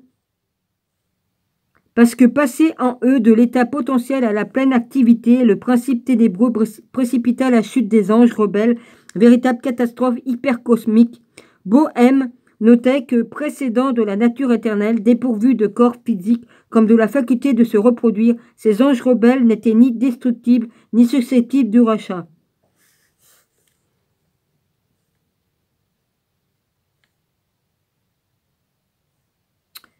S'ils se sont reproduits puis ils ont couché avec les femmes des hommes, ce qui a donné les Néphilim et les géants, les fameux géants.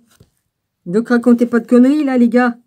Je suis pas d'accord avec vous sur ce passage-là, hein, parce que je connais la vérité, hein. Donc, niet, niet, niet. Bon, bah, il y en a qui font des recherches et puis bon, ils mettent leurs connaissances hein, aussi, hein, je critique pas, hein, mais je sais que c'est faux, là, ce truc-là.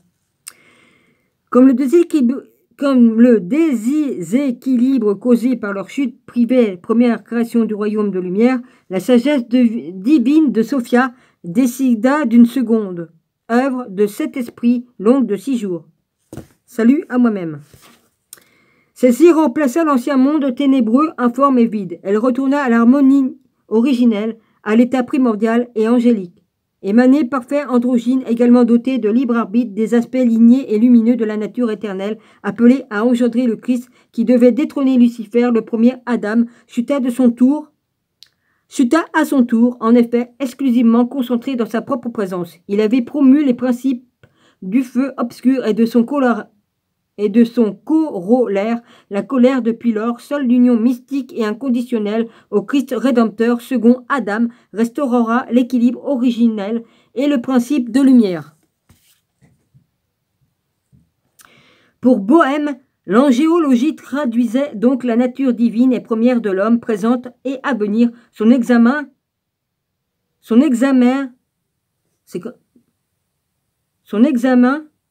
oui, mais je suis choquée sur le main parce que c'est M-E-N et puis je bug, excusez-moi, je bug.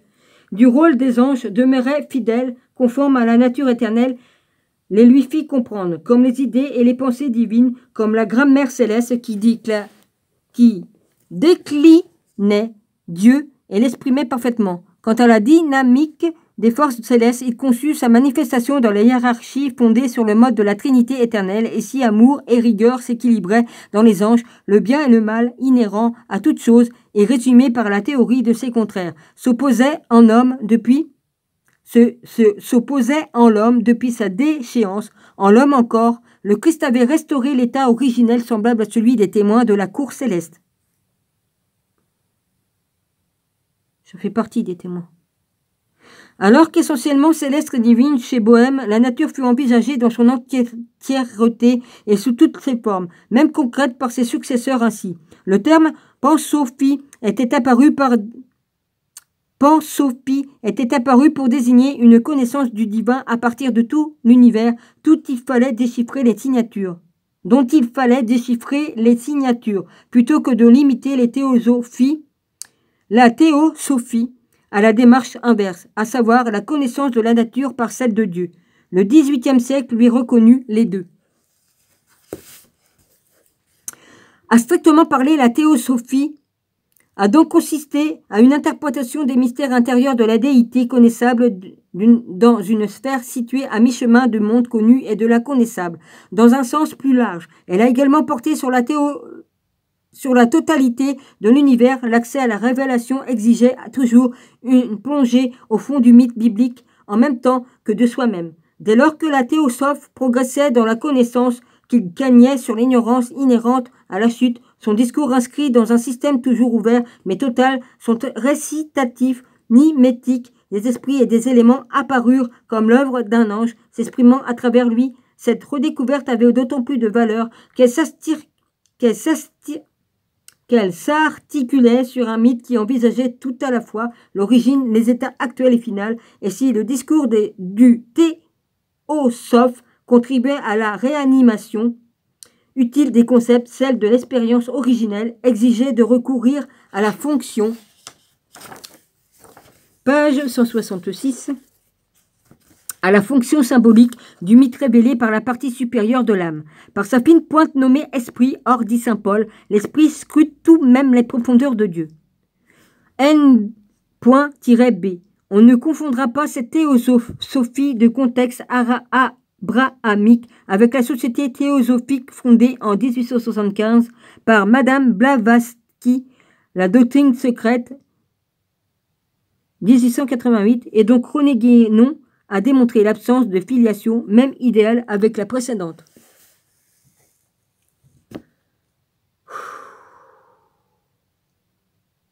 Merci Jésus.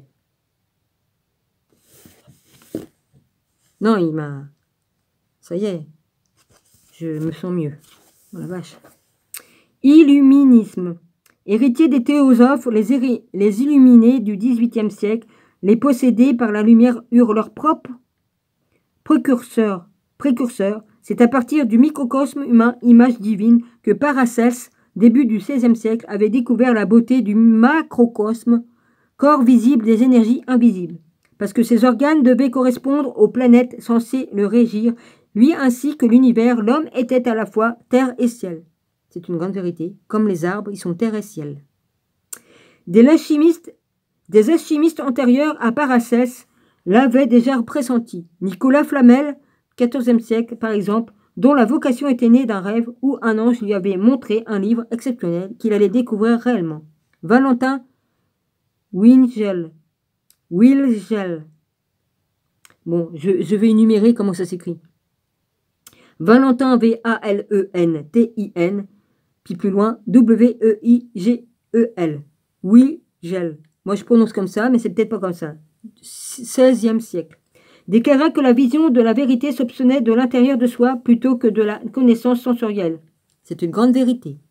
Reflet illusoire du monde extérieur, s'abandonner à la lumière christique, concluait-il, aboutissait à une nouvelle naissance. C'est une grande vérité. À celle de l'homme, à Dieu, et de Dieu en l'homme. À celle de l'homme, Théophore. 20 Jacob Bohème, notamment son Mysterium Magnum, dont la plupart des illuministes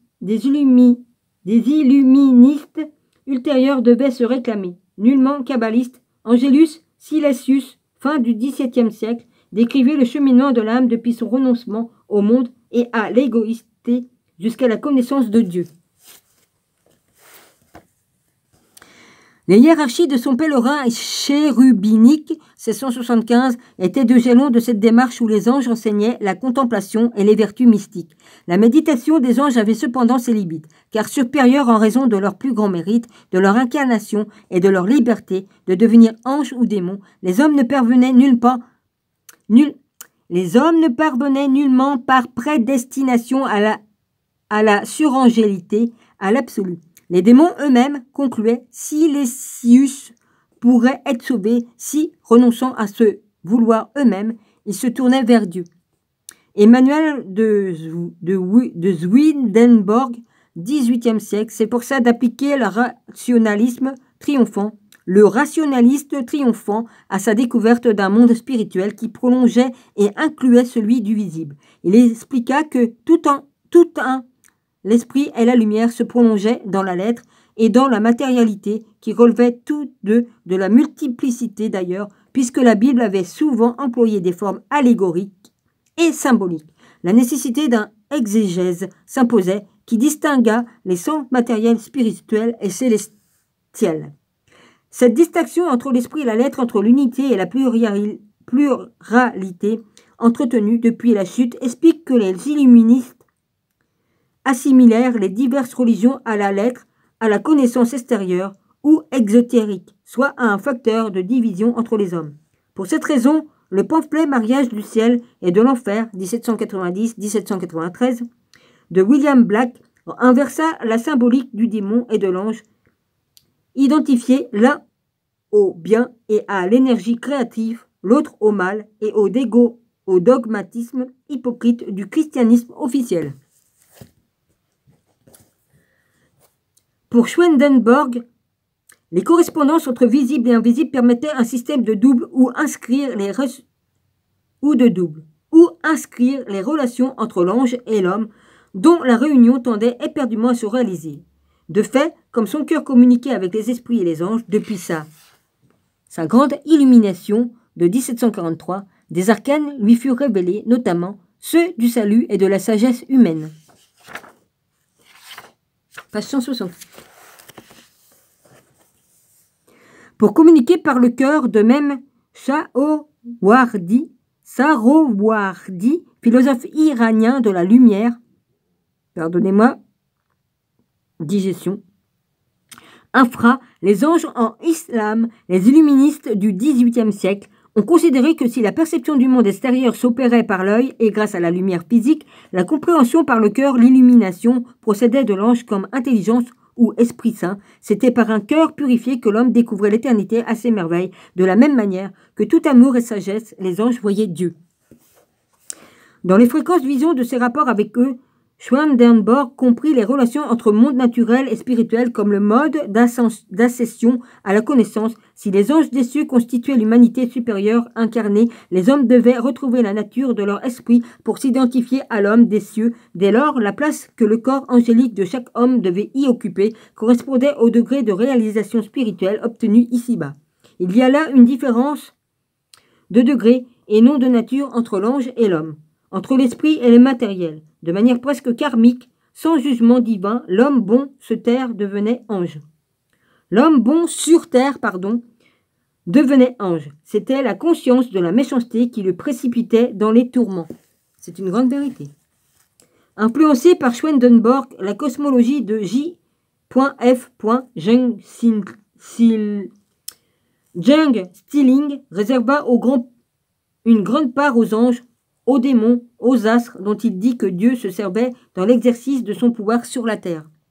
Maître spirituel de la secte des Illuminés d'Avignon, qu'il avait fondé dans Dom Pernetti, pratiqua la théurgie et la magie divine. Il affirma que ses visions extatiques lui permettaient de communiquer avec les puissances angéliques.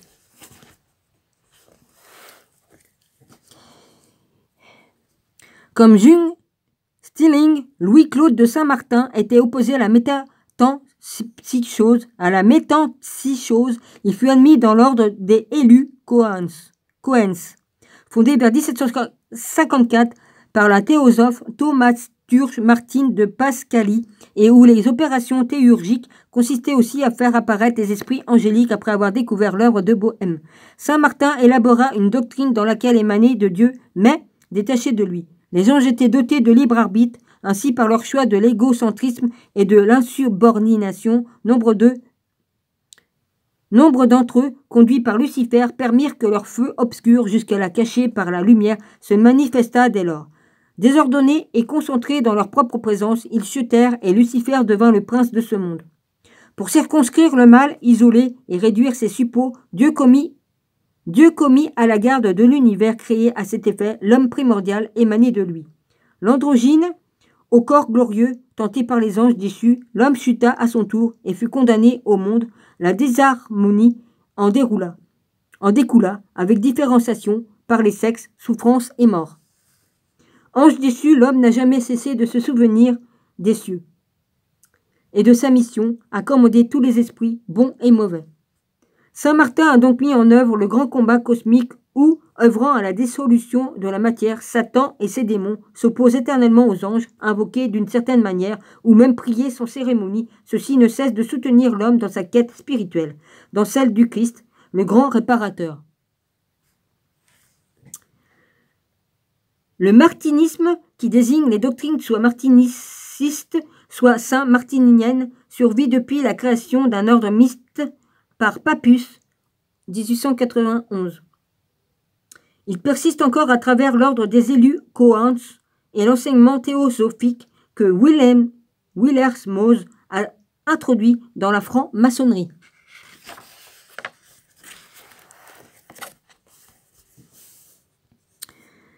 Période contemporaine. Le romantique Schelling, 1775-1854, développa une philosophie selon laquelle l'esprit parfaitement identique à la nature habitait la matière et, tel un souffle, parcourait l'univers. C'est pourquoi il présenta l'ange avec une corporéité subtile qu'il fallait comprendre, non comme une substance, mais comme une puissance contenue dans l'homme originel. La chute de l'être fini et son désir individuel d'être pour soi ont disloqué cette potentialité et entraîné l'aliénation de l'homme, son éclatement pathologique, la venue des démons. Schelling présentait l'histoire de l'humanité comme un retour à l'absolu, que ce retour exigea de chacun une propension à expulser son démon et à s'unir à son bon ange.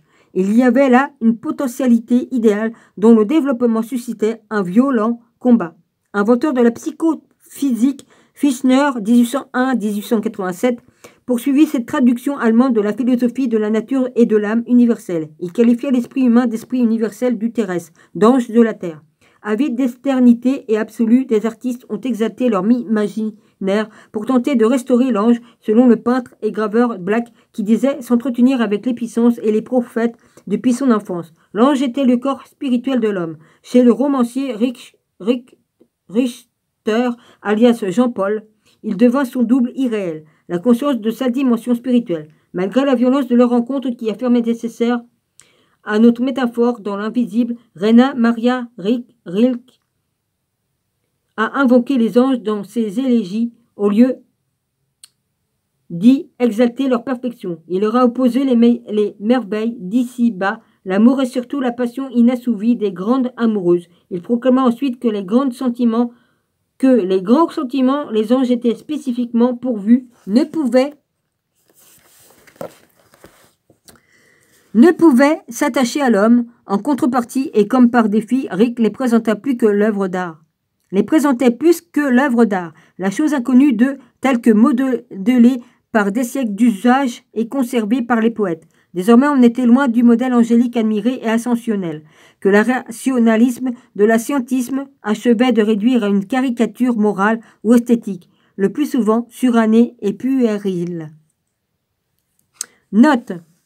Exercice spirituel, Trad, Paris 1960, introduction de la vie des votes. La plénitude, Paris Gallimard, 1969. 1 Corinthiens 2, 10. Le théosophisme, histoire d'une pseudo-religion, Paris, édition traditionnelle, 1969. Livre signé Abraham le Juif et comportant 7 feuillets de gravures et de textes alchimiques. Page 171, je vais sur le... Et c'est terminé. J'ai fini le chapitre. Voilà, un joli petit ange.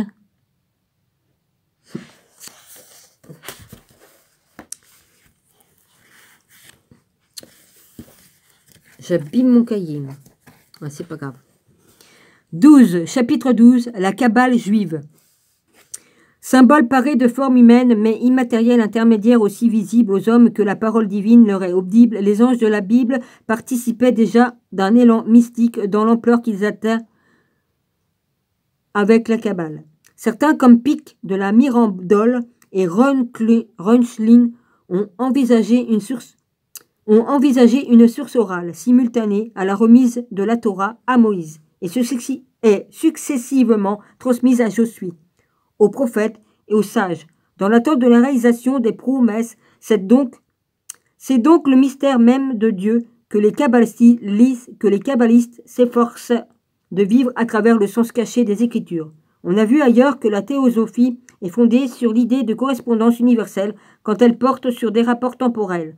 Les symboles mythologiques mis en œuvre expriment les correspondances entre les archétypes inscrits dans le passé et leurs manifestations présentes des mythes comme le péché originel, la chute d'Adam et Ève et la perte de leur état originel sont projetés dans le présent de l'homme, sur sa nature et sur l'œuvre rédemptrice à accomplir. Ils sont envisagés de manière éternelle. Page 173, je vais sur la 174. J'en suis à une, oui, j'ai encore du temps. À Fèvre, F-A-I-V-R-E, distincte avec V. Thomberg, un autre théosophie non exclusif de la première et qui envisage la structure de l'espace. Dans cette cosmosophie, les symboles relient les archétypes d'en haut à leurs manifestations d'en bas. Ainsi, la Kabbale juive, d'abord celle du trône ou de la Merkaba, se fonde sur la vision mystique d'Ézéchiel, sur sa description du chariot, dont le symbolisme est typique d'une révélation cosmologique universelle. Dans le Zohar, ensuite, les roues de ce chariot et leur rapport avec les créatures terrestres constituent une symbolique dont l'interprétation ouvre sur une connaissance cosmique.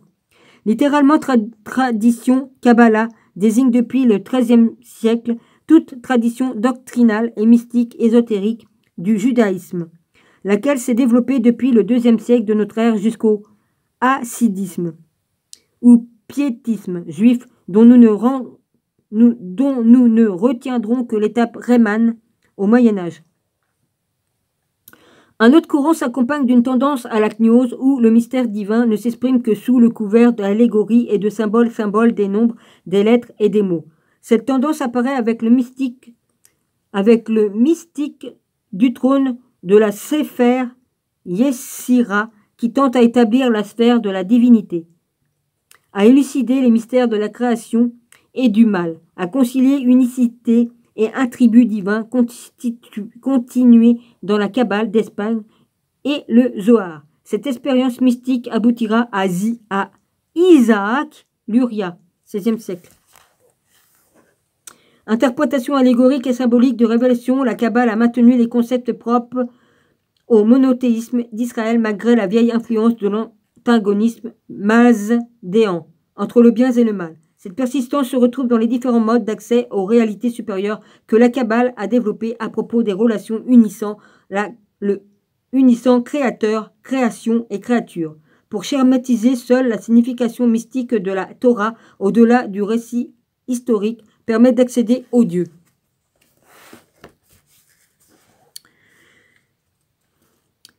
Au Dieu vivant. Ah oui, d'accéder au Dieu vivant. Des sens inconnaissables, celui qui est appelé en Soph, S-O-P-H,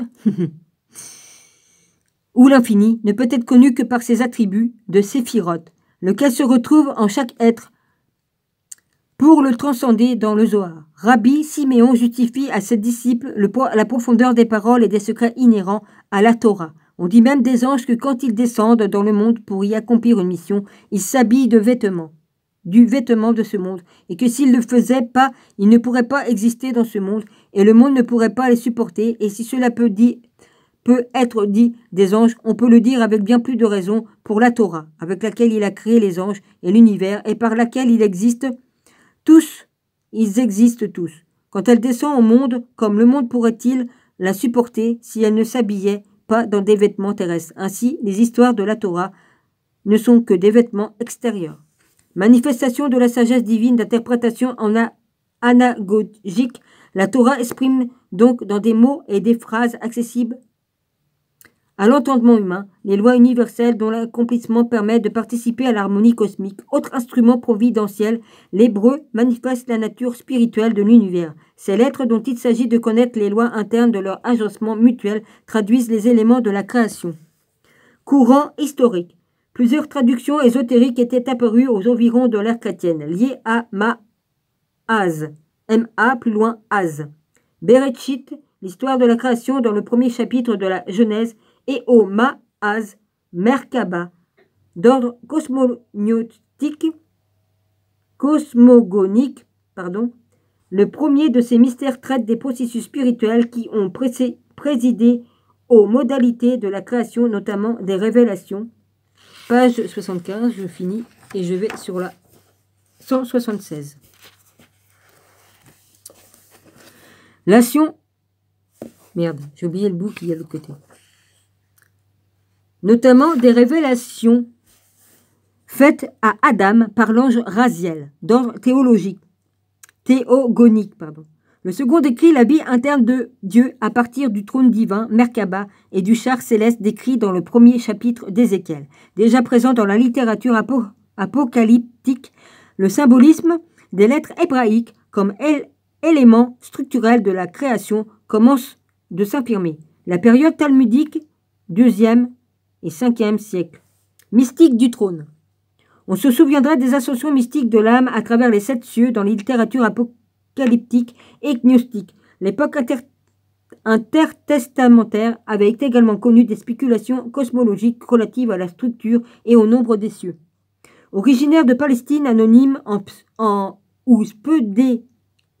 au pseudépigraphe, les récits de la période talmudique ont été attribués à des docteurs de la Mishnah, compilation de législation religieuse du IIe siècle, comme Rabbi Siméon ben Lakish, qui se sont inspirés de la seconde version appelée Tosefta. Ils ont trait au monde du trône, manifeste de la gloire divine et de la disposition hiérarchique des classes d'anges et d'archontes. Le shiur koma ou mesure du corps de Dieu, quant à lui, décrit l'aspect corporel que prend Dieu lors de sa théophanie sur le trône, l'incommensurabilité des mesures rapportées au parasange symbolique numériquement la transcendance de sa gloire, devant laquelle tous les princes des anges et les séraphins sont, 3 points plus loin, comme une jarre vide. Premières mentions sont faites de la mystique de Métatron, métamorphose céleste du patriarche Enoch après son enlèvement au ciel. Après une vie de piété, celui-ci fut enlevé au rang des premiers anges et de princes de la face, ou de la présence divine. Dieu m'a pris du milieu du cours du fleuve et m'a transporté sur les ailes mouvantes de la Shekinah. Sophia.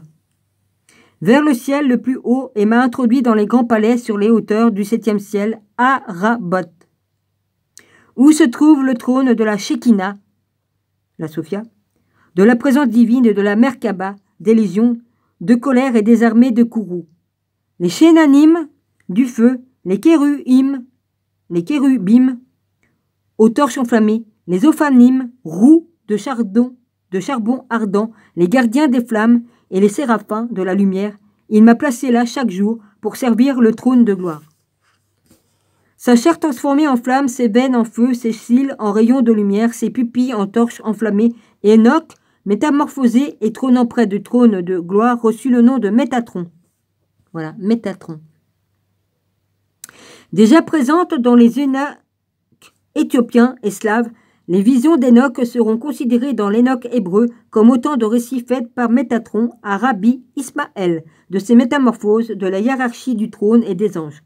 Shloem estime qu'Enoch a d'abord été métamorphosé en l'ange Yahoël ou Yoël, début du 2e siècle après Jésus-Christ, à qui les plus anciens documents de la mystique du trône et les apocalypses accordent une position importante en même temps que Yahoël donnait ses principales caractéristiques à Métatron. Il lui servit de surnom, le plus élevé d'entre les 70 autres attributs de Dieu. Yahoo était une abréviation de tétragramme YHWH. Les textes gnostiques juifs parlent du petit Yahoo. Et il est dit dans l'Apocalypse d'Abraham, je suis appelé Yahoël, une puissance en vertu du nom ineffable qui demeure en moi. Dans cette même Apocalypse, le rôle reconnu à Yahoël se reproduit avec Abraham qui initie au mystère de la Merkaba et du jugement dernier de la même manière qu'une interprétation de l'Exode se rapportera à Métatron, plus rarement Anaphiel dans les Ekkalot. Prends garde à lui.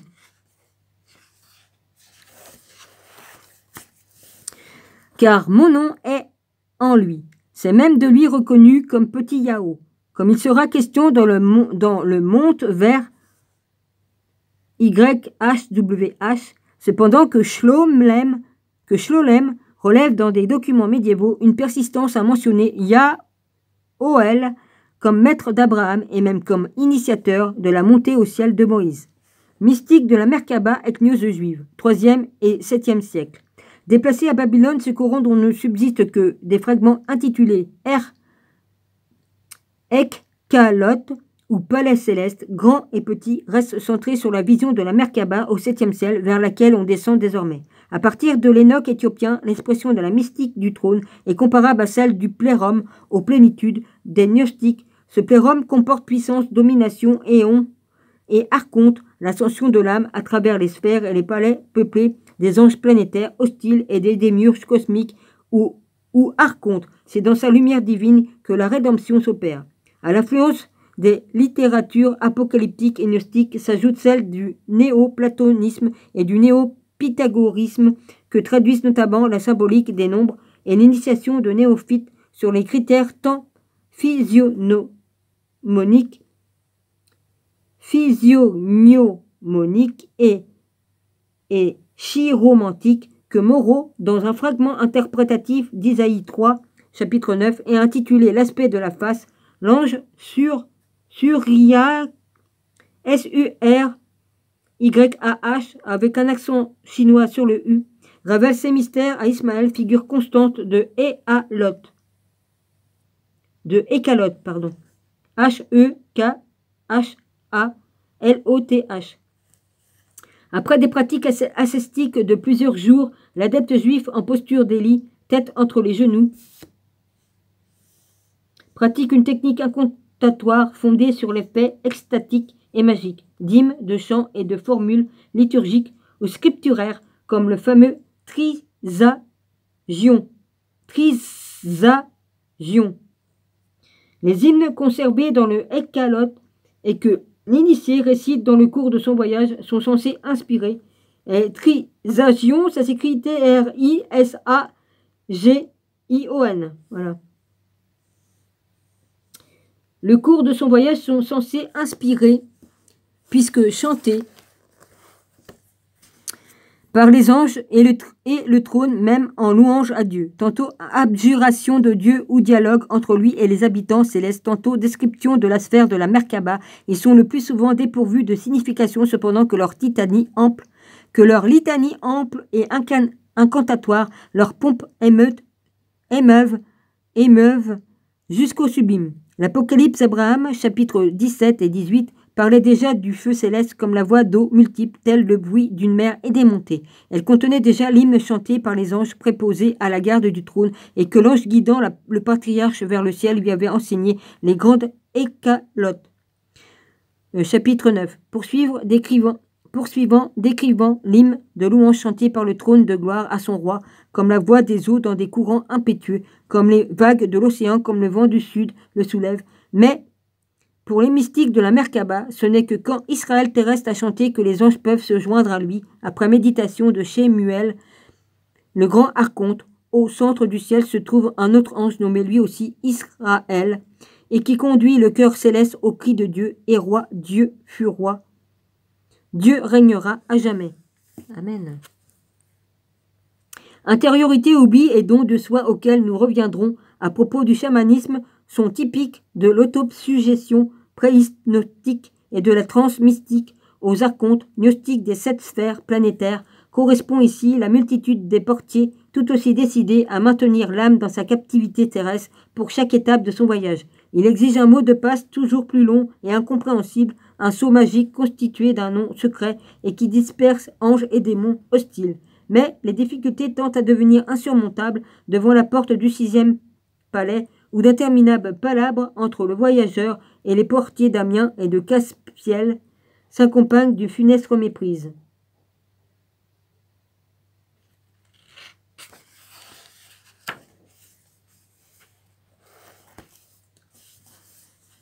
Mais si l'un était indigne de voir le roi dans sa beauté, les anges placés aux portes ont troublé ses sens et l'ont confondu. Et quand les anges lui dirent « Viens », il est entré et instantanément ils l'ont poussé et jeté dans le courant bouillant de lave. À la porte du 6e palais apparaissaient des centaines de mille et des millions de vagues d'eau qui se jetaient contre lui. Cependant, il n'y avait pas une goutte d'eau, mais seulement l'éclat éthéré des plaques de marbre dont le palais était pavé. Mais celui qui était entré se tenait en face des anges, et quand il demandait « Qu'est-ce que signifient ces eaux ?» les anges commençaient par lui jeter des pierres et lui disaient « Malheureux, ne le vois-tu pas avec tes propres yeux? Es-tu peut-être un descendant de ceux qui adoraient le veau d'or? Et n'es-tu pas indigne de voir le roi dans sa beauté ?» Et il ne s'en allait pas sans que les anges ne l'aient frappé à la tête avec des barres de fer et ne l'aient blessé. Et ce sera un signe pour tous les temps que personne n'arrêtera à la porte du 6e palais et ne verra l'éclat éthéré des plaques et ne posera une question sur elles et les prendra pour de l'eau sans se mettre lui-même en danger. Entre les pires dangers de l'ascension, il y a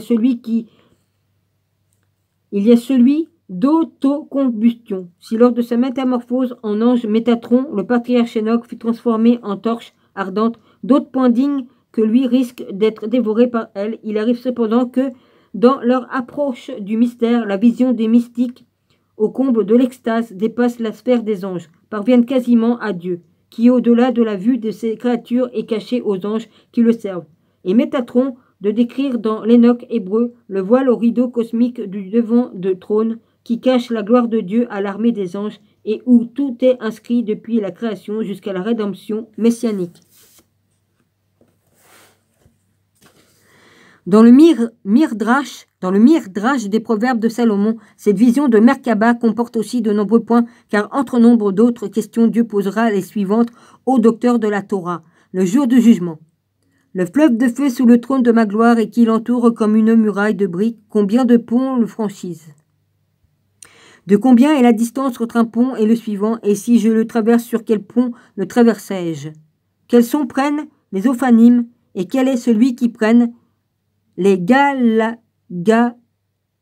Gallim. Le Sefer Yetzira ou livre de la création. Seul écrit cosmologique et cosmogonique de cette période mystique du langage, il comporte essentiellement la première doctrine des 10 zéphirotes, 10 sans fin, puisque leur fin se trouve dans leur origine et leur origine dans leur fin. Elles sont, selon ce qu'on en dit, tout à la fois souffle divin, souffle parmi le souffle, eau parmi le souffle, feu parmi l'eau, haut et bas, orient et occident, gauche et droite. La première séphira est l'Esprit de Dieu, sa sagesse qui correspond au Verbe, la Sophia. La deuxième est le souffle précédent de l'Esprit, la matérialisation de la pensée et du Verbe dont sont issues les lettres de l'alphabet hébraïque. La troisième est l'eau née de l'air, du souffle qu'engendre le Verbe. L'eau condensée donne cependant boue et limon, ténèbres et horreur, vide et solitude, tohu et bohu. La quatrième séphira est le feu de l'eau, sa partie la plus subtile, dont sont sculptés le trône de gloire. Les sphères célestes, anges et séraphins, voilà qui confirme la parole selon laquelle Dieu a fait des souffles ses anges du feu dévorant, ses ministres. Quant aux 6 autres zéphirotes, elles représentent les points cardinaux et les pôles. Cette spéculation sur les éléments de la création se retrouve dans les 10 nombres primordiaux et les 22 lettres de l'alphabet hébraïque. Elles ont été dessinées, taillées, combinées, pesées, interchangées par Dieu, chacune avec une signification mystérieuse dans les royaumes de l'homme, du monde, des étoiles et des planètes du temps qui rythment les cycles annuels, soit en tout les 32 voies mystérieuses de la sagesse avec lesquelles Dieu a créé ce qui existe, y compris son nom. Supérieures au corps et aux substances identiques à la pensée visible, ces voies empruntent 3 formes définies par 3 termes ambigus qui ont tous 3 un rapport au sens du livre de nombres. Zéphor, nombre pensée méditante qui précède, guide l'action. Sippour, nombrant et pensée créatrice qui réalise l'intention de Zéphor. Sépher, nombré et livre pensée écrite et réalisée, création faite. Il maintient l'activité et l'existence de la création manifestée. Pour Condorveré, 16e siècle, les 3 appartiennent cependant à la catégorie des choses limitant. Plus que des étapes, les 10 zéphirotes ou puissances créatrices ne font qu'un. En effet, de la même manière que la flamme est liée au charbon, leur fin est dans leur commencement et leur commencement dans leur fin. Et puisque les 10 premiers nombres constituent une des représentations symboliques des zéphirotes, celles-ci sont perçues comme des êtres numériques vivants de la même manière que l'armée des anges. Dans la littérature de la Merkaba, elles sont en adoration devant le trône de Dieu. Et là, j'ai le 3e œil qui... Les ascédismes dans l'Allemagne du XIIe et XIIIe siècle, il faudra attendre le XIIe siècle pour que s'opère un renouveau doctrinal avec Sefer HaBahir, exégèse. Mystique allégorisante d'inspiration néo-platonicienne, transformée en éons du plérum divin. Les zéphirotes empruntèrent leur nomenclature ou écrite gnostique aux écalotes et à la Bible, manifestant particulièrement l'influence gnostique, la symbolisme de l'âme cosmique et de la sagesse hypostasiée, l'apparition de la Shekinah, élément féminin de la présence divine. La Shekinah est aussi mère ou réservoir des influences émanées des attributs supérieurs principaux, ordonnateurs du monde et communauté mystique d'Israël. On comprend que la Kabbale évoque tout particulièrement Métatron dans les rapports angéliques de la Shekinah et dans ceux à Michaël, protecteur d'Israël. Il arrive même qu'un parallélisme qui tend à la confondre soit opéré entre les rapproches de Métatron à la Shekinah, d'une part, de Michaël à la communauté hypostasiée d'Israël et d'autre part. Les persécutions des Juifs d'Allemagne pendant les croisades disposaient à un mouvement mystique qui fut populaire. Les spéculations du Sefer HaBahir furent introduites par les Colonymides venus d'Italie et qui donnèrent chef spirituel et qui arrête de me distraire, toi espèce de con abruti en bas là. Et qui donnèrent des chefs spirituels aux communautés de Spire, de Worsm et de WORMS, voilà, et de Mayence, Renotons Samuel, fils de Colonimus de Spire, son fils Yehuda, le Hasside, et le disciple de celui-ci, Éléazar, ben Yehuda et Éléazar de Worms, je l'ai dit tout à l'heure, hein, WRMS, qui a laissé de nombreux écrits sur l'enseignement hassidique, notamment sur l'angélologie, compilation des directives spirituelles des fondations du mouvement, le Sefer Hassidim ou livre des dévots, envisage la vie réelle d'une communauté juive sous tous ses aspects, influencés tout à la fois par l'ancienne mystique de la Merkaba, par le mysticisme chrétien de l'époque et par le goût de l'occulte. Ce livre est dépourvu d'initiés doctrinales. Y apparaît cependant une nouvelle théosophie, celle du mystère de l'unité de Dieu, une nouvelle psychologie mystique, une spéculation exégétique sur les raisons de la Torah, de même qu'une théologie assez fruste de l'histoire. Je vais à la page 184. Éléazar de Worms expose dès la création des mauvaises herbes en travers le projet divin, productrice des épines et des ronces. La terre concerne également le théâtre où l'histoire humaine se déroule. Opposée à la province et l'histoire profane et cause de l'inégalité sociale et trouve son origine dans la chute d'Adam, sans laquelle l'homme aurait conservé des rapports constants avec les anges et avec la révélation directe de Dieu. C'est pourquoi, aussitôt que son ange gardien lui a donné une chiquenote sur le nez, le nouveau-né oublie la connaissance infinie qu'il avait acquise dans les demeures célestes d'enseignement.